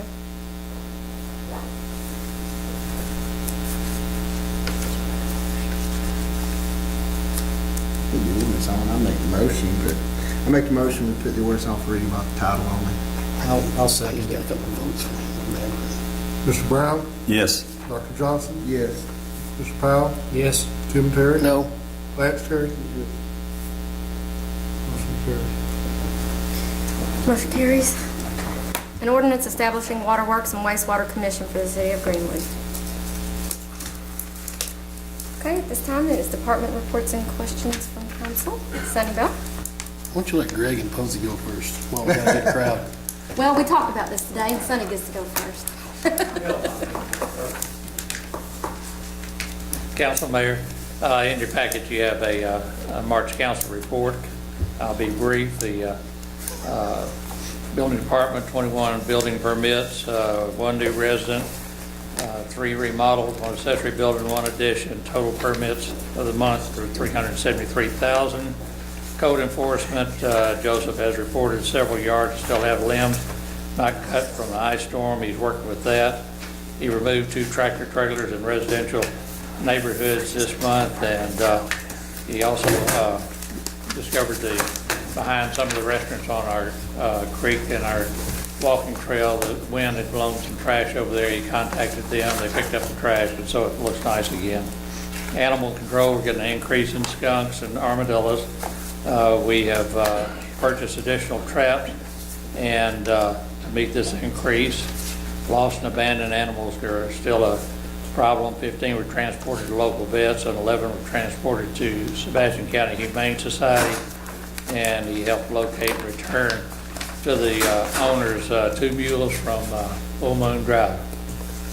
Planning Department, with the approval of the council last month, I proceeded with the information needed for the ordinance of annexation, including the names of the property owners affected for notification. All maps have been turned over to an engineering survey firm for the proper legal descriptions, and a draft annexation ordinance has been forwarded to Mr. Hanby. As soon as I receive the legals, I'll forward those to him also, and then that way we can have a completed ordinance.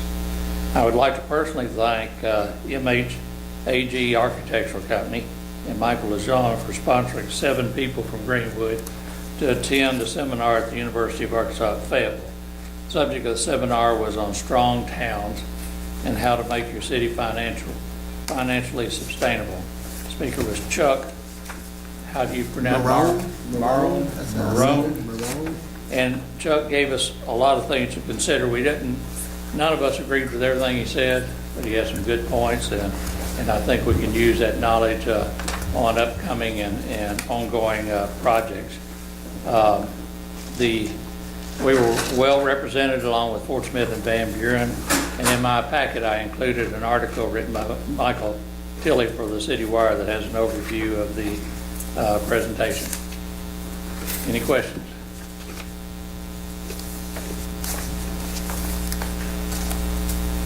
Charlotte told me to call Tim next.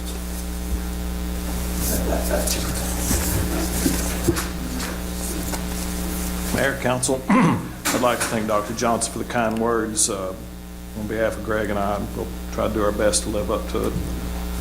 And Mr. Terry, I've been here 20 years, it seems like Whatever. 35. And it's no secret, every election we do Greg and I get a nervous twitch.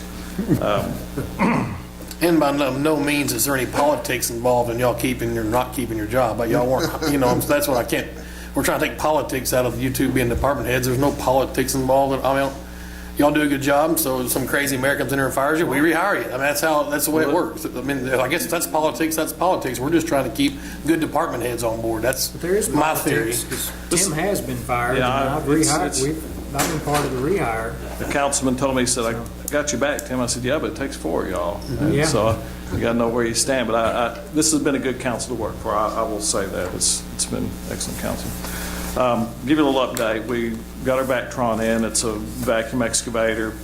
I expect all departments probably at some point in time will benefit from it. It exposes lines without damaging things. And we've used it probably the last couple of weeks, ever since we've got it 2 or 3 times a week. And it's just a great piece of equipment. We've updated the emergency response plan and vulnerability assessment. That's something we have to do every 3 years. We have to deliver a signed copy to the USDA department. Greg sat down, Greg and I, and we spent a day with Jim Barkey from the Arkansas Rural Water. It's just something we have to do, update. It's just required. We've been busy fixing leaks. We've had multiple small leaks. They're things that on tubing did 18, 19 years ago. Things last that long, I guess that's pretty good. And they've not been major leaks, but they're time consuming. You got to call Arkansas one call, you got to wait 2 days, and they're just tedious. So they've been kind of burdening us. We've had half a dozen or more of those. We've been busy identifying the line size on North Bayberry in Nashville. We kind of think that we know what it is, and turns out we were right, but we didn't feel comfortable putting that out to bid, and the Vactron was a labor-saving device. We can go in someone's yard, and we're not having to repair backhoe tracks and everything else. So we've identified those, and we've verified and confirmed the exact locations. So now we're visiting with the engineer to get some plans drawn up, and it's one of our budget projects for this year. Discovered a fire hydrant on Hickory. Right now, that's an ongoing project. We first have to determine what size it is and then order it. Some of those are special ordered fire hydrant. That one has hydrants in. I guess it got so cold. This part of the country's dry barrel fire hydrants. I'm gonna bore you all a little bit now, but I guess that hydrant leaked a little bit. The barrel got wet and it got so cold, froze and cracked it. So at any rate, it's up on Hickory, and we'll be replacing that fire hydrant with a new fire hydrant. It'll have a better fire flow. We received training on a new laptop and software program for our radio read program. We've had it for a number of years, and it was in the budget. We finally had to purchase a new laptop, and with the new laptop's the least expensive part of the thing. The software update was, and then had a few new twists on it we had to learn. So, and other than that, that's about it. Any questions? Thank you. Thank you. Greg?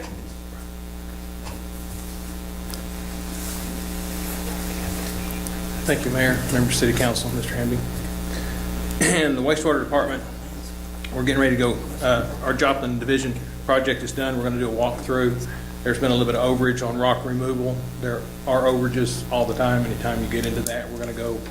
I'm going to meet with my foreman, which was the inspector, and the owner. And we're going to talk about it.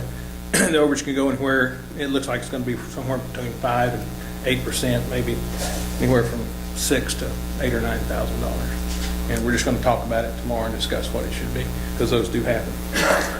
That was a $124,000 project, and we're going to go discuss that. We started on our sanitary sewer line cleaning, and we always clean all the lines once a year. Sometimes we try to do it in the spring and the fall, when the 2 times before it really starts getting bad. And usually they'll hit the downtown, which is the clay lines and the worst part, and then they'll hit either the east side or the west side, and they'll do that one in the spring and one in the fall to try to just get everything out there. Talking about the Arkansas Rural Water, Jim Barkey's a circuit rider with Arkansas Rural Water. They come down and we're members. I'm on the board. He's one of the reasons I went to DC. I've been 5 times to keep our circuit riders, keep the people that come out and help us. And he's one of them, and it's really nice when he shows up. I'm not only on the committee, which is a training committee. I'm the chairman of the training advisory committee, so I'm very proud to see him come out and help us. And he does a job. When you start looking at what he does it so easily, and I don't know if me and Tim would be able to do that. It just takes a long time. But our average flow for March in wastewater was 1,185,000 gallons a day. It's pretty wet. It was wet this time last year. We treated a total of 36,723,000 gallons in wastewater. And the water treatment, Tim's Vactron truck does come in very handy. We've got a fiber optics. We've got a line that's leaking at the water plant. It's a raw water line. And we've got a fiber optics line, which is very expensive. If you hit it, he's going to come out, locate that. Just took all that problems away from me. That just thrilled me to death that he bought that. We're still working with the engineers on our fluoride injection system, getting the place where it should go. It's all approved. It's all ready to go. We just got to get it into the health department, and then they okay it, and then it starts up. Shouldn't be too long after we get that in. The engineers also working our trimethanes. We had that, like I said, I had it ready to go. It's engineered, it's ready to go. But the Arkansas Health Department wanted us to re-engineer it with an Arkansas engineer, and that's going to cost about $13,000. We're in the midst of doing that right now. Sorry, my voice is about to go out. We did buy a new grasshopper lawnmower that was in the budget. It was $16,125. We looked at a lot of different mowers. We had a John Deere. I thought it was a really good mower. It lasted about 10, 11 years. I wouldn't buy another one. We have a grasshopper. We bought a used one from Street Department for like $5,400, $4,500, and it's a gas motor, and it's been a pretty good one. We looked at Jacobson mowers and also this grasshopper, and since it were mowing places that we used to brush hog, the Street Department used to come down and brush hog for us, and the Arkansas National Resources got to the point we weren't taking care of our dam as good as they wanted, so we needed to start mowing it. So I talked to a lot of people last year, and they said you need to get a diesel, and man, I'm glad we did. We almost got the 25 horse, it's been $14,000. I'm lucky. I went ahead and got the $16,000 one with a 30 horse diesel, and it's just it doesn't pull down so much when it's coming up and down those hills. And we've got 45-degree banks, so you can really burn a mower up. I do have a front mower, because when you're going up down that bank, I don't like to mow it sideways. I like to go up and down. It's nice having that mower in front of you when you're going down it. So, but we have taken some off the street for doing that. In March, we made a total combined of $16,107,000, and that's because it was just so wet. People weren't buying water. This year I'm expecting it to go up. I'm hoping we hit around the 20 to 25 million gallons a month, I'm hoping. So we still have no restrictions on water, hadn't had in 8 years since I took over. Use all the water you want, anytime you want. Any questions? Thank you. Thank you, Greg. All right, next, Ann.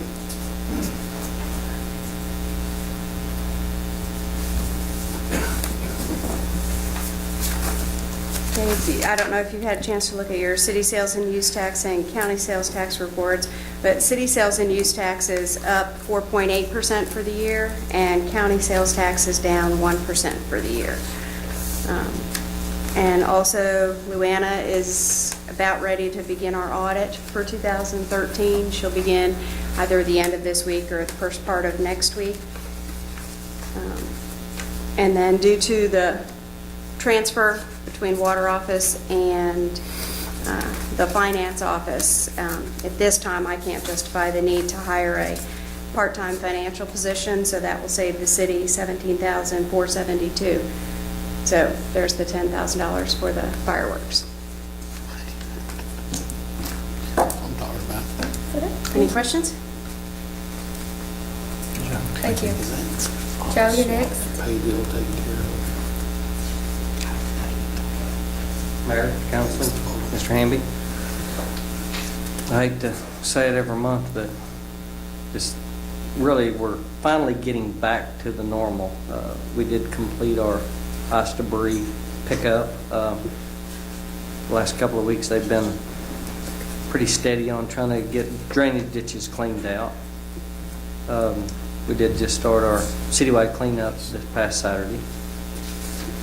I've got one thing here I would like to, I don't know if you really need to vote on, but I would like to talk about the issue of maybe entering into verbal negotiations on property at 1507 West Center. The OMPD, New Prospect Drilling property. For what reason? Then we Street talk, department. yeah. We don't like our street department? We do not have the property here to build a facility to keep the materials dry in. For instance, the sand, when we're putting out sand for snow. And I know this for a fact because I spend as much time stomping frozen sand through a grate to be able to put it out on the road than I did putting it out actually on the road. I don't know if me and Mr. Goldstein want you living that close to us. With all your contraptions and, What would happen with this building over here? What I'm looking at, for what I think would be a good multi-use building for the city in a whole. Parks. well, you have to throw in parks, don't you? Well, they're there now anyway. They're under my feet all the time as it is. So you're out of room. We're out of room. And where you're really hurting is storage of sand, salt. We're starting to get some equipment now that we needed, and, well, it's getting pretty packed around. Is there an area that we could take that maybe might not make the corridor of our town look so horrid by our own doing? Horrid. Unappealing. That's just a shot of the street department. Yes, man. I actually think we could actually make that building look better That's than what I was what it gonna ask, does. is do you have, do you have an idea for going in there and trying to make, that's an eyesore as it is. I've got all kinds of ideas. If y'all let me spend the money, we can make that thing beautiful. Good go. About how much money are you looking at for the New Prospect building? That's why I need to go into negotiations, verbal negotiations, because Beauty's what they're asking for it, I wouldn't pay. Beauty's kind of subjective. What I think is beautiful and you think is beautiful. What it looks like right now is It looks bad. It's not beautiful. No. I think we can all agree to that, and anything you did to improve it would be. And I can improve this building over here to make it look better. But I'm thinking, if you added, buildings around the peripheral there or whatever to cover the sand or the. That would be out back, and that's one of the reasons I'm looking at that property, because of the volume of property that there is there. Would it not be something you wanted to do if we were to move the recycling center and allowed you to use that for storage and build your buildings there and move the recycling center to another location? Do you have an idea of where the recycling center would be moved to? Because that's what that property was originally purchased for. That's that's what it was purchased for. Was that tied to the grant? For storage, for sand, dirt. Well, instead of Mix. splitting up our municipal complex, We're already what moving the about, cops. We're already moving the police. what about, have you thought about buying the property next door, maybe where Miss Mizell's property is? No, I haven't. Well, there would be something else there, because on our master street plan, it shows the street going straight through there across the creek over to 96. So where would we build buildings at, if we're going to put a street through it? I don't know. I'm just I'm asking if you looking at looked for possibility for, storage of materials. Well, there's a bit, in life of the big city like we are, eventually we're going to have to go in there and condemn that and take it, just take Denver all the way to 96, because that's one way we're going to relieve traffic congestion. And of course, then we'll have to fight with Bruce Holland, but that's another day. No, it's not Bruce anymore. Oh, is that not him anymore? Then we'll just condemn it and go ahead and blaze forward. But, maybe there's area there where we could. All you're wanting is permission to go negotiate and That's see all what I'm wanting. you ain't gonna.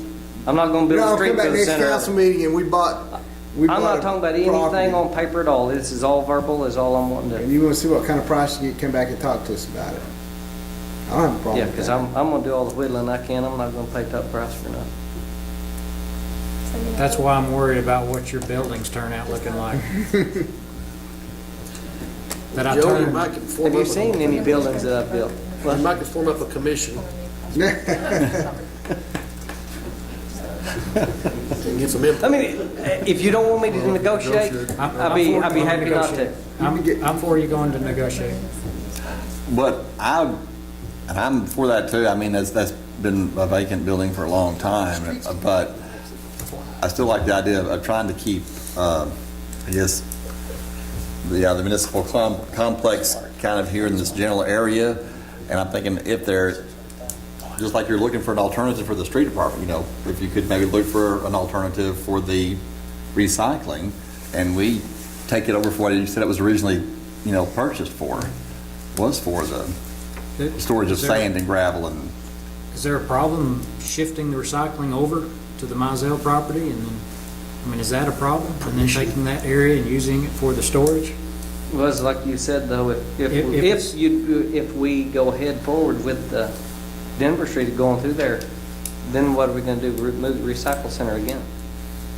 And that's a pretty costly project. And, you know, one of the other reasons I'm looking at that property is because of the structures and the way they set there. I mean, there's a shop there for maintenance. And like I said, it's getting pretty congested in this area altogether. That's why I said that's all there is though, is a shop there. I mean, to me, you're still gonna have to add some other buildings for your all of the equipment that you have. So just buying that's not gonna solve your storage problems. No. There's not area here where we store the sand and cold mix materials now, where it was originally designed for. You can't do it because of the power lines. While you're in your negotiations, would you also go look at the property next door to us, the Mizells have, and see if it's large enough that eventually we can blaze through there with our collector street and still have room for all your buildings and storage? I can surely look at it. And ask her, you know, what kind of money we're talking about there too, in your negotiating. While you're verbally negotiating, you want to verbally tell me where you're going to get the money? Yeah, good question. What we're looking at is half of it out of savings and then finance half.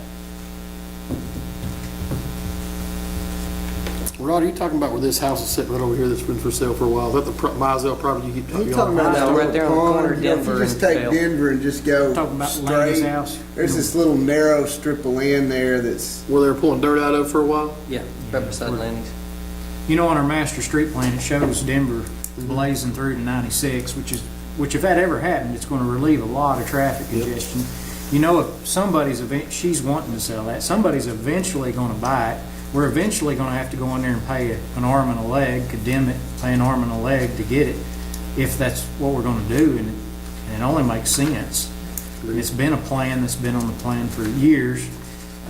She would like to get rid of it. He needs more space, it looks like. What about the house that's between the shop with the recycling and Lenny's house there on the corner? I mean, I think after Joe gets through with them, they'll probably want to move out. it's for sale now, that's what I'm saying. Yeah, it's for sale now. Or Randy's old house. we could get all that. Right, I mean, By the And just time- have that the would be whole more complex feasible, move this that would way. be more feasible to get that to put stuff, and then you wouldn't have to worry about Denver Street. You could have this whole corridor here under the city, that makes some sense, But I mean, you know, all the way like I from said, here to where Denver would be. I think in the bigger picture, having that land that we can run that collector street through without having to go in fighting with somebody someday would, because then all we're looking at is just crossing fast. Why don't you do that, Joe? Why don't you go look at the cost of buying that house and that little piece of property versus the cost of buying the big old thing out on, and just come back with a couple of options. You can negotiate both those things and just kind of give us some Wait out. food for thought there, yeah? Steve, did you have something? Yeah, I was just going to add that you guys are talking about collector street. That is an active participation currently in the planning commission. We're actively looked at that. Ken Gish has actually got that on his plate to work. And he's had some discussions with Mizell, so I think he knows what he's asking for. Might touch base with you. It can't be near as much as that building. There's no objections. There's no way. But I think in some ways we could, look at, I think in some ways that we might have a. I'm gonna be honest with you, just from my gut feeling, I'm not really interested about moving the street department out on Center Street. I mean, I'm just gonna be honest with you. I would rather keep it down here. It's just, the police is moving up, it's not that far, but that's just a whole different ball of wax, you know what I'm saying? But as far as I'm just gonna be honest with you. I mean, I would be 100% in favor of trying to do something over here, but I know what they're asking for that building over there. It's way too much. I'm gonna allow you to negotiate all you want, but I'm not gonna entertain the idea. Well, and I think we do have maybe an interested seller right now as far as part of the Mizell property, whereas if that was sold to somebody else, we'd have probably a whole new negotiation and it'd be worth far more than it is right now. I'm just saying, because that just makes more logical sense to me. I'm not the sharpest tool in the box, but I'm just. And this council's known for logic. I'm inclined to agree with you, because you know where I live. Well, it ain't so much By the that. time Joe drags up all those army trucks over there, Joe Goldstein's gonna be crawling at me, so. Anyway, I'm just being honest with you. So for the record, You can Joe, check on it all you want, as far as me, myself, and I'm. Keep it here close. I'd rather have it, somewhere here close.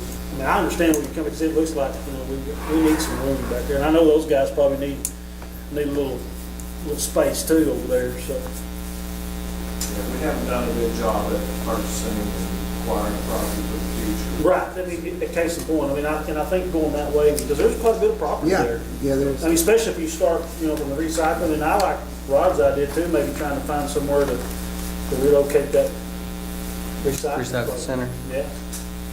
You could buy from here to Denver for half of what they're selling that for. We paid a lot for that whole piece of land for the recycling center, that was a long time ago, and it was surprising how much we paid for it. Probably isn't that much money now, that somebody goes in. Well, last time I looked at that house right over here, the land and acreage was somewhere around 200,000. I'm sure it's gone down since then, because it's been on the market for years. Better than 700. I'm talking about the house, yeah, right, I'm just talking about the house in that, So Yeah, when that started, it was 300. between us, it would just be that Mizell property and then what that little strip that Miss Mizell owns. And we could have that That whole other house piece. on the The house corner. where Randy Randy's- originally right. built with the pipe fence and all that stuff, I'm talking that whole. There's actually two pieces of property in there, because Right, that theirs whole- doesn't go all the way up to Bell. There's a little strip in there that. is But I'm talking about the whole from the recycling deal all the way down to, Yeah, down to. all the way down to the Denver. Denver, Courts. yeah. Yeah. Yes. I mean, that's what, if you look at like what the school's done, I mean, that's the same kind of paradigm. You can look at the school and there's all those little houses around there. When they've come up for sale, they've said, we're going to use this at some point for something, and they've purchased them, and you figure out a way to use them. I mean, maybe we tear it down, maybe we use it for something, who knows? But it makes sense if that property's, keeping the campus together, kind of makes sense to me too. So. Okay. I'll look at that. Any other questions? thank you, Joe. Thank you. Chief Dawson?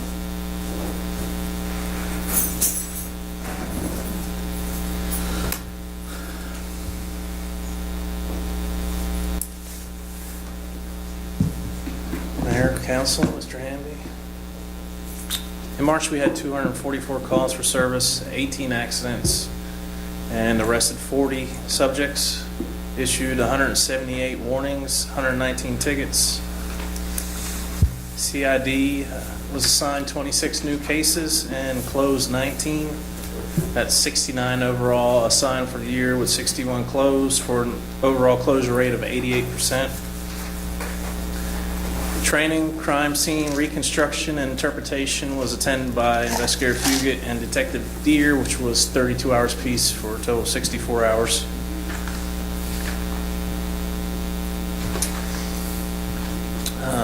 Events, Mark Mergen chaperoned the high school to Washington, D.C. They drove all the way there on a school bus, which I'm sure was pleasant, but he did that. I participated in the Spirit 106.3 Phonathon, and also did my monthly engagement with them, speaking about projects in Greenwood and things that are going on. And the K-9 did a demonstration for 2 classes at Westwood. That is all I have. If you have any questions. Thank you. Thank you. Chief Brown?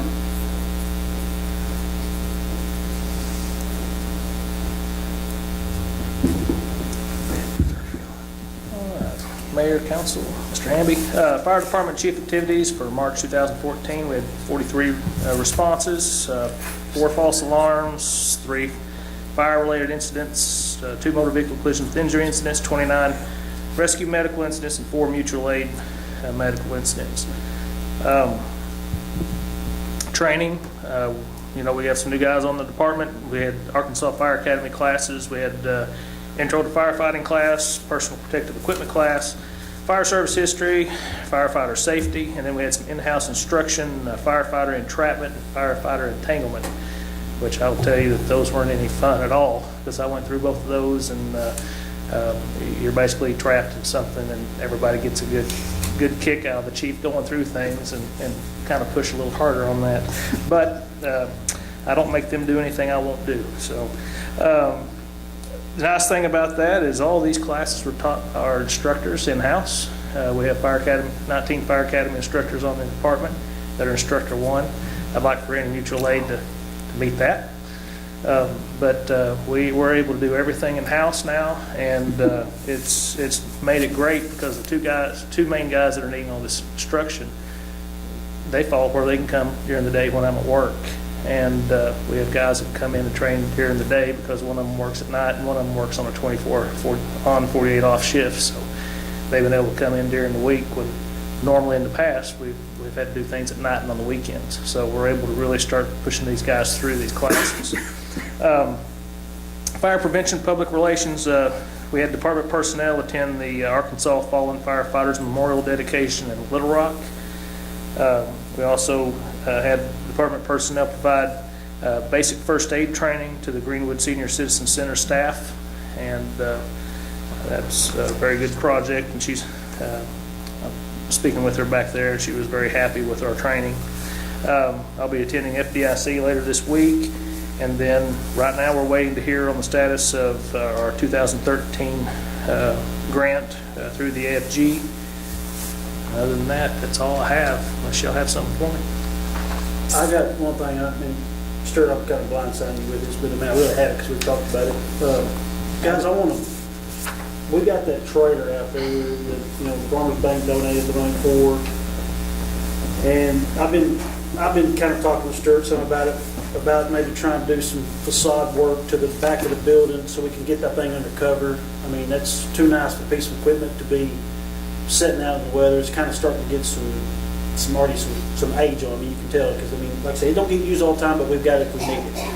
But I think it'd be be the right thing to do is try to get that thing in and out of the weather if we can. With some, I was wanting to get y'all's blessing, give Stuart and give Michael maybe to draw something for the back of the building to where we could have that thing covered, or something. I mean, we don't look like just one of the carports you go by. I mean, something that actually looks like it's part of the building to get us some storage space. I mean, that's just like what we're talking about with streets. I mean, part of the cost of ownership of these things is having the ability to take care of them.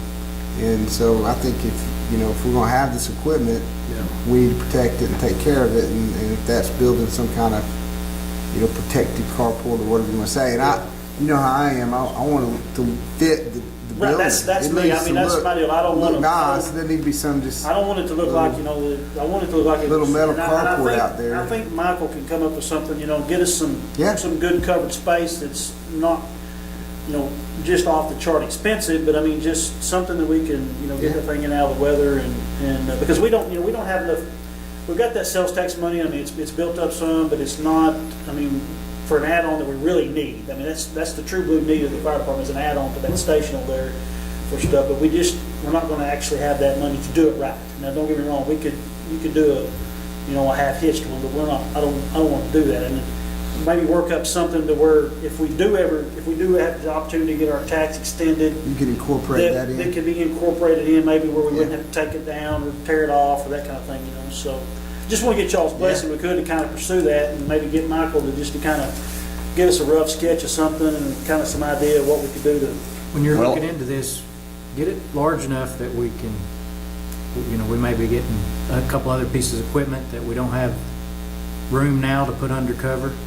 I'd like to see you get large enough, if that works into it.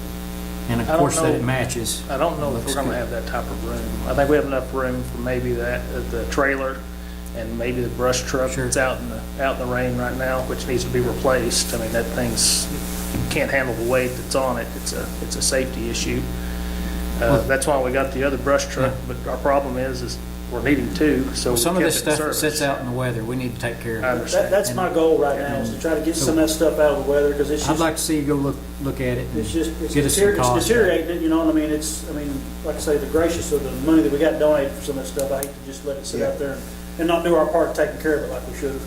I agree, and that's why I want to look at the new prospect land and getting that for, no, I'm just kidding. Well, One thing, Stuart, you're gonna get that's good, we talked about this a little bit, that might help a little bit down the road, is once the police station gets built, that'll free up a little space. All the squad cars and such will be out of this complex.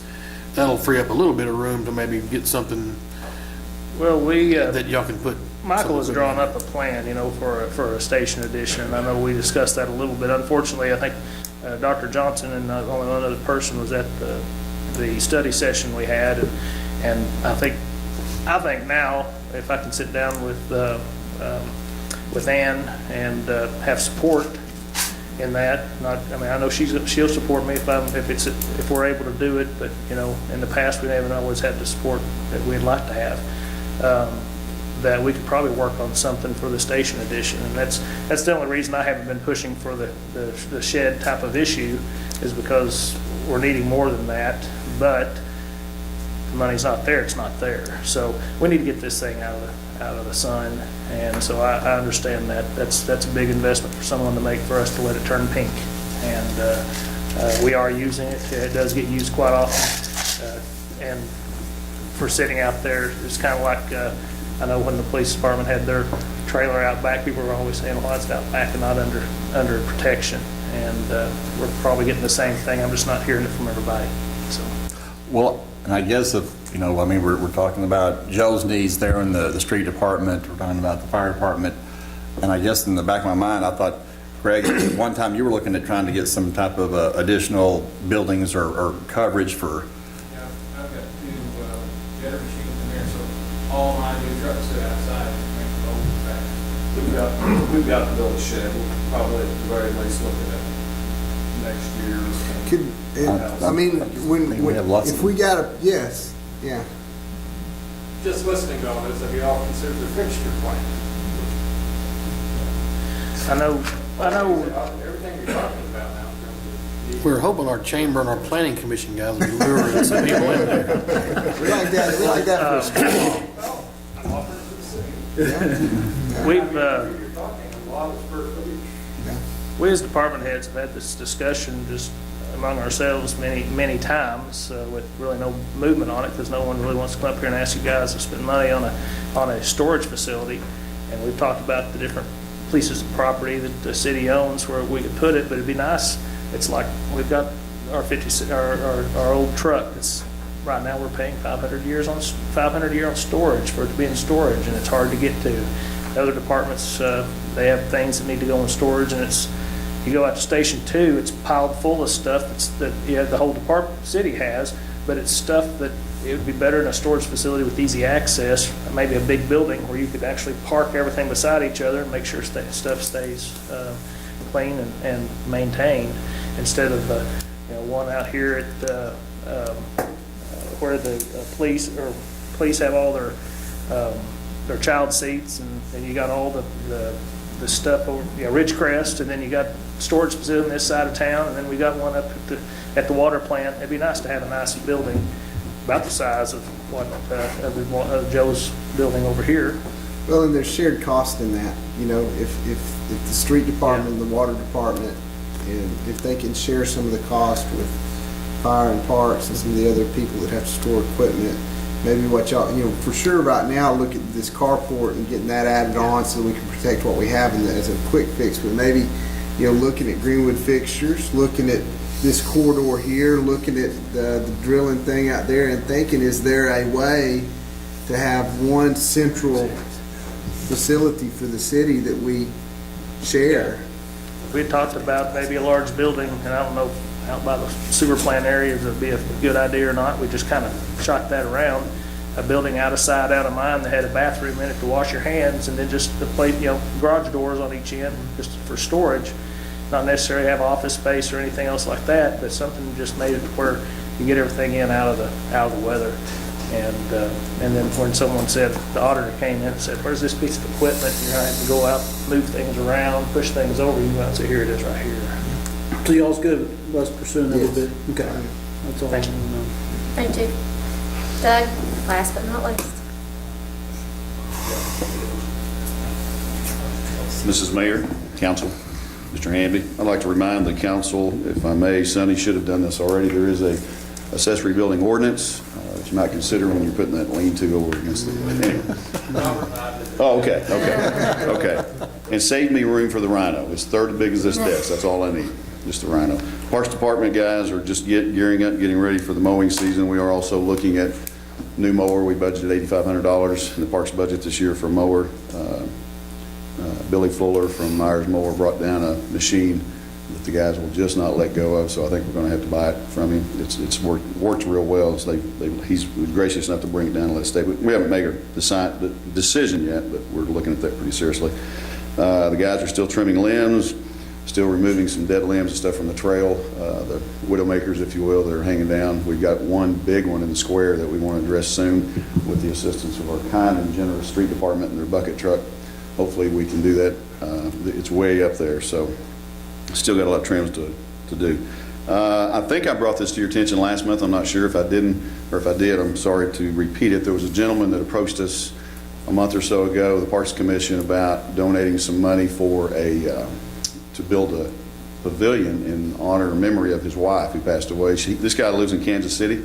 He called out of the blue. He has relatives in Van Buren. He has relatives here. His sister-in-law lives on Mount Harmony Road, and they frequent the lake quite a bit.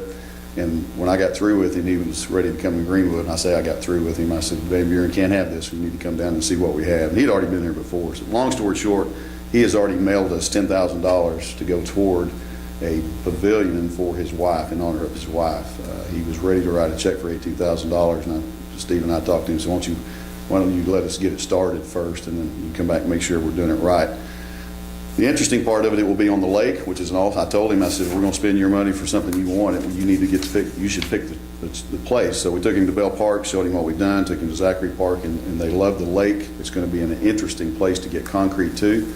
But I think the scouts are up for this. They lower buckets in their boat and take it across the lake or whatever. Where's he going to be on the lake? He wants over on the side where the trail is. If you're familiar with, you're familiar with the trail over there on the right-hand side, if you will, coming down Mount Harmony, or looking at the boat ramp back over on it. He wants it on the other side, and probably 300 or 400 yards down the trail.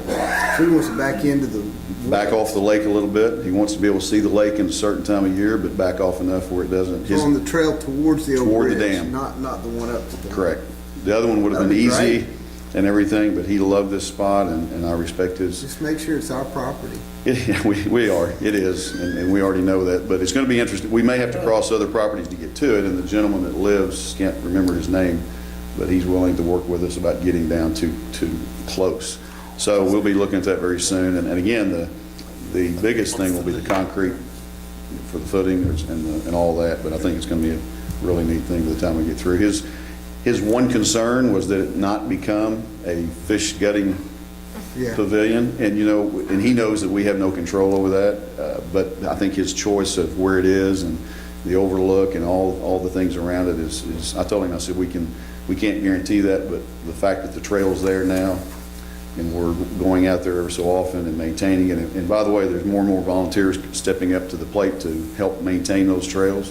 I get a call once a week from somebody different that wants to come out and help and want to know when we're going to have work days. So it'll be a neat thing. I'm anxious to get it started. Well, it's far enough from the boat ramp, most guys aren't Yeah, gonna have a fish exactly. catch and cook right there on the bank. That's right. And you know, and there's probably some unsavory things that go on out there now, and I think we're going to help with that. You go out there now, and it looks like it has for the last 20 or 30 years, and it's kind of dumpy, if you will. And the Game and Fish Commission is still interested in helping us with this project, not the pavilion, but I'm talking about revamping the boat ramp and all of that stuff that we kind of promised those guys. Remember back when we were talking about the city sales and use tax, and we want to go to the lake, and we applied for a grant and got turned down, but the parks, I mean, the Game and Fish are interested. The county is interested in helping, and I think it's all going to come together one of these days, and we're going to see a big change out there on that. So, looking forward to that. As Joel said, Mr. Goldstein said, the trail continues. Mike Davidson continues to work up there between rains and all that. If you can urge you to get up there and look at that, it's going well. The Bell Park sidewalk / trail, we're calling it, is coming along. If you've not noticed, it's all the way up into Bell Park to connect to the trail, and it's going up Main Street. Again, the street department guys are helping with that, and Joe found a rock or two, I think, the other day with a jackhammer up there. So, but that's going to continue. We have spent approximately, was it $15,000, Steve, I think, so far for that project. It's a $35,000 project up to where it crosses over to Spruce Street. We have enough money left. We got a quote, if you will, from Burton Construction, who's doing that project, to go all the way up to the little road that goes into the tower, 106, Spirit 106 Tower. So we're going to get all that done. We're still waiting to hear back from the Arkansas Valley about getting on their easement. Have you heard, Mike, or have you got any? I haven't heard anything. Okay. I think we talked about getting on the easements of the utility lines and going around and looping that. I think that's all going to come out very soon. United Way, Day of Caring is April the 22nd. Members of the Rotary Club, as they did last year, right, still going on, will come and assist, and I put in for the project for them to come to the square. They're going to mulch, weed, and take out the dead flowers and everything on the square, east and west side, and also along around the clock tower. Plant some new flowers, and also plant the petunias that we hang around town for the 8 or 9 months, however long we can keep them living. So looking forward to that happening. We've had 2 Freedom Fest Planning Committee meetings, productive, interesting, but productive, and we're moving along. That's going to happen and be as big as it ever was. We did go to the A&P Commission, and we've got $25,000 budget for the Freedom Fest as we did last year, and we're going to apply for another grant from the local a local bank. That's all I'll say, for another 5 to bump it up a little bit. And thank you so much for getting the $10,000 back in the general budget for the fireworks. And I know Kelly thanks you. He won't know what to do. He'll probably still go out and get, it may be $12,000 by the time he gets through. I don't know. I attended along with Sonny, and I want to thank Michael too and MAHG for sponsoring us to go to the workshop in Fayetteville. It was very interesting, and as Sonny said, I think we didn't have to agree with everything the gentleman said, but it was very, very interesting. I wanted to put it on PowerPoint tonight, but I didn't want to take the time. There was a suggestion of mini fire trucks, and I don't mean M-A-N-Y, but I mean M-I-N-I, and we figured that we could trade Stewart's ladder truck in for about 25 of these things. They're about half the size of that right there, and everybody in the department could have one. He hadn't thought that was funny either, so we'll move on. The workshop was called Strong Towns, and it was very interesting, and it was about, as the lawyer I think that was speaking earlier, about fixing what you have in your town, and not, I don't think it was so much about not expanding, because I think that's crazy not to look at that. I think you can't do that, but taking care of what you've got in town and making it right and then going out. So Gary Grimes, John Sorry, Smith. you're taking his side? Not at all. Oh, okay. I want to make that clear. Yeah, absolutely, not at all. Michael, Sonny, and Randy Davis went. I think that's all I have, basically, unless you have some questions for me. Thank you, Doug. Thank you. The council forum now. Is there anything? I got 2 real quick points. One, this annexation stuff going on, they were talking about infrastructure in our own city right now needing to be cleaned up. I think pursuing seriously this whole block of land, maybe looking into this, would be a good starting place as far as getting our own infrastructure, and because we're growing, unlike some people think we are growing, and we're expanding, at least at the city complex. So I'd like to see us make a move on that. Whoever, I guess it might be something that we need to wait for a new mayor to do or whatever. And secondly, For Sonny, we talked about, I guess it was our last annexation committee meeting, we were talking about discussing with Hackett and Bonanza about meeting up and gentlemen's agreement and all that. Well, if y'all have any more of those, I would appreciate, and they may not want to, and I'm volunteering the chiefs of the civil services with fire and police, but involve them if you don't mind, if y'all have any more talks with them, because they've got some interesting bullet points they'd probably like to get involved as far as meeting up, splitting the roadway versus having full intersection in a city limits response deal. If you wouldn't mind, if you happen to have any more talks, get with those guys, please. I should have mentioned it the other night and it slipped my mind. I'd appreciate it. Well, just to tell you about the infrastructure, I mean, I haven't heard it say, but I know that, you know, the project that Joe is working on as far as doing Main Street up to however how far up there, you know, and getting that refinished, you know, and getting the sidewalks, you know, I mean, we're doing what we can, you know. It's just one of those things that it takes a lot of money, it takes a lot of planning and stuff, but I think, you know, getting that project going and people seeing that, I think that's going to go a long way to say that the town is being proactive in trying to address some of the concerns, you know, of the infrastructure in town. And so I appreciate you handling that there, Joe. Is there anything else? Well, I just wanted to thank the United Methodist Church and Elise Turner for the meal. It was very good. You know, the cake especially. You know, I really like the cake and the icing. That was really good.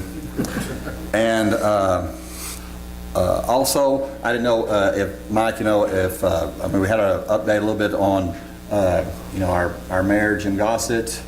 Is there anything that you recommend, or you know, are we in, you know, good shape till, you know, I didn't want to, I guess there's a situation of legislative audit, you know, I mean, we're having you know, our city clerk and being the mayor and everything all at once now and stuff. Are we in danger of getting a more severe slap or just a usual slap? And I think it's going to be pretty much the same, and I don't know anything about Jim and how he's doing. I have not talked to him or his family here recently, so as far as I know, he may be coming back in a week or two. I don't have any idea. But as far as needing to do something immediately, I don't see any need to. The one thing you'd have to do if you want to do that would be to declare the seat, the mayor's seat as well as his council seat vacant. And I'm not inclined to recommend that at this point. I just have, Go ahead. sorry, one small public service announcement. Our tax rate has changed due to the police tax. The installation of the quarter-cent sales tax has occurred as of April 1st. So we're now at 9.75%, and if you have, we have a food tax of 10.75, and that's what it is now. Yeah, well done. I'll make a motion, we adjourn. Second. Thank you.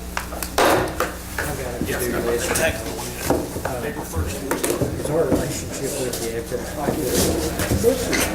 you're happy.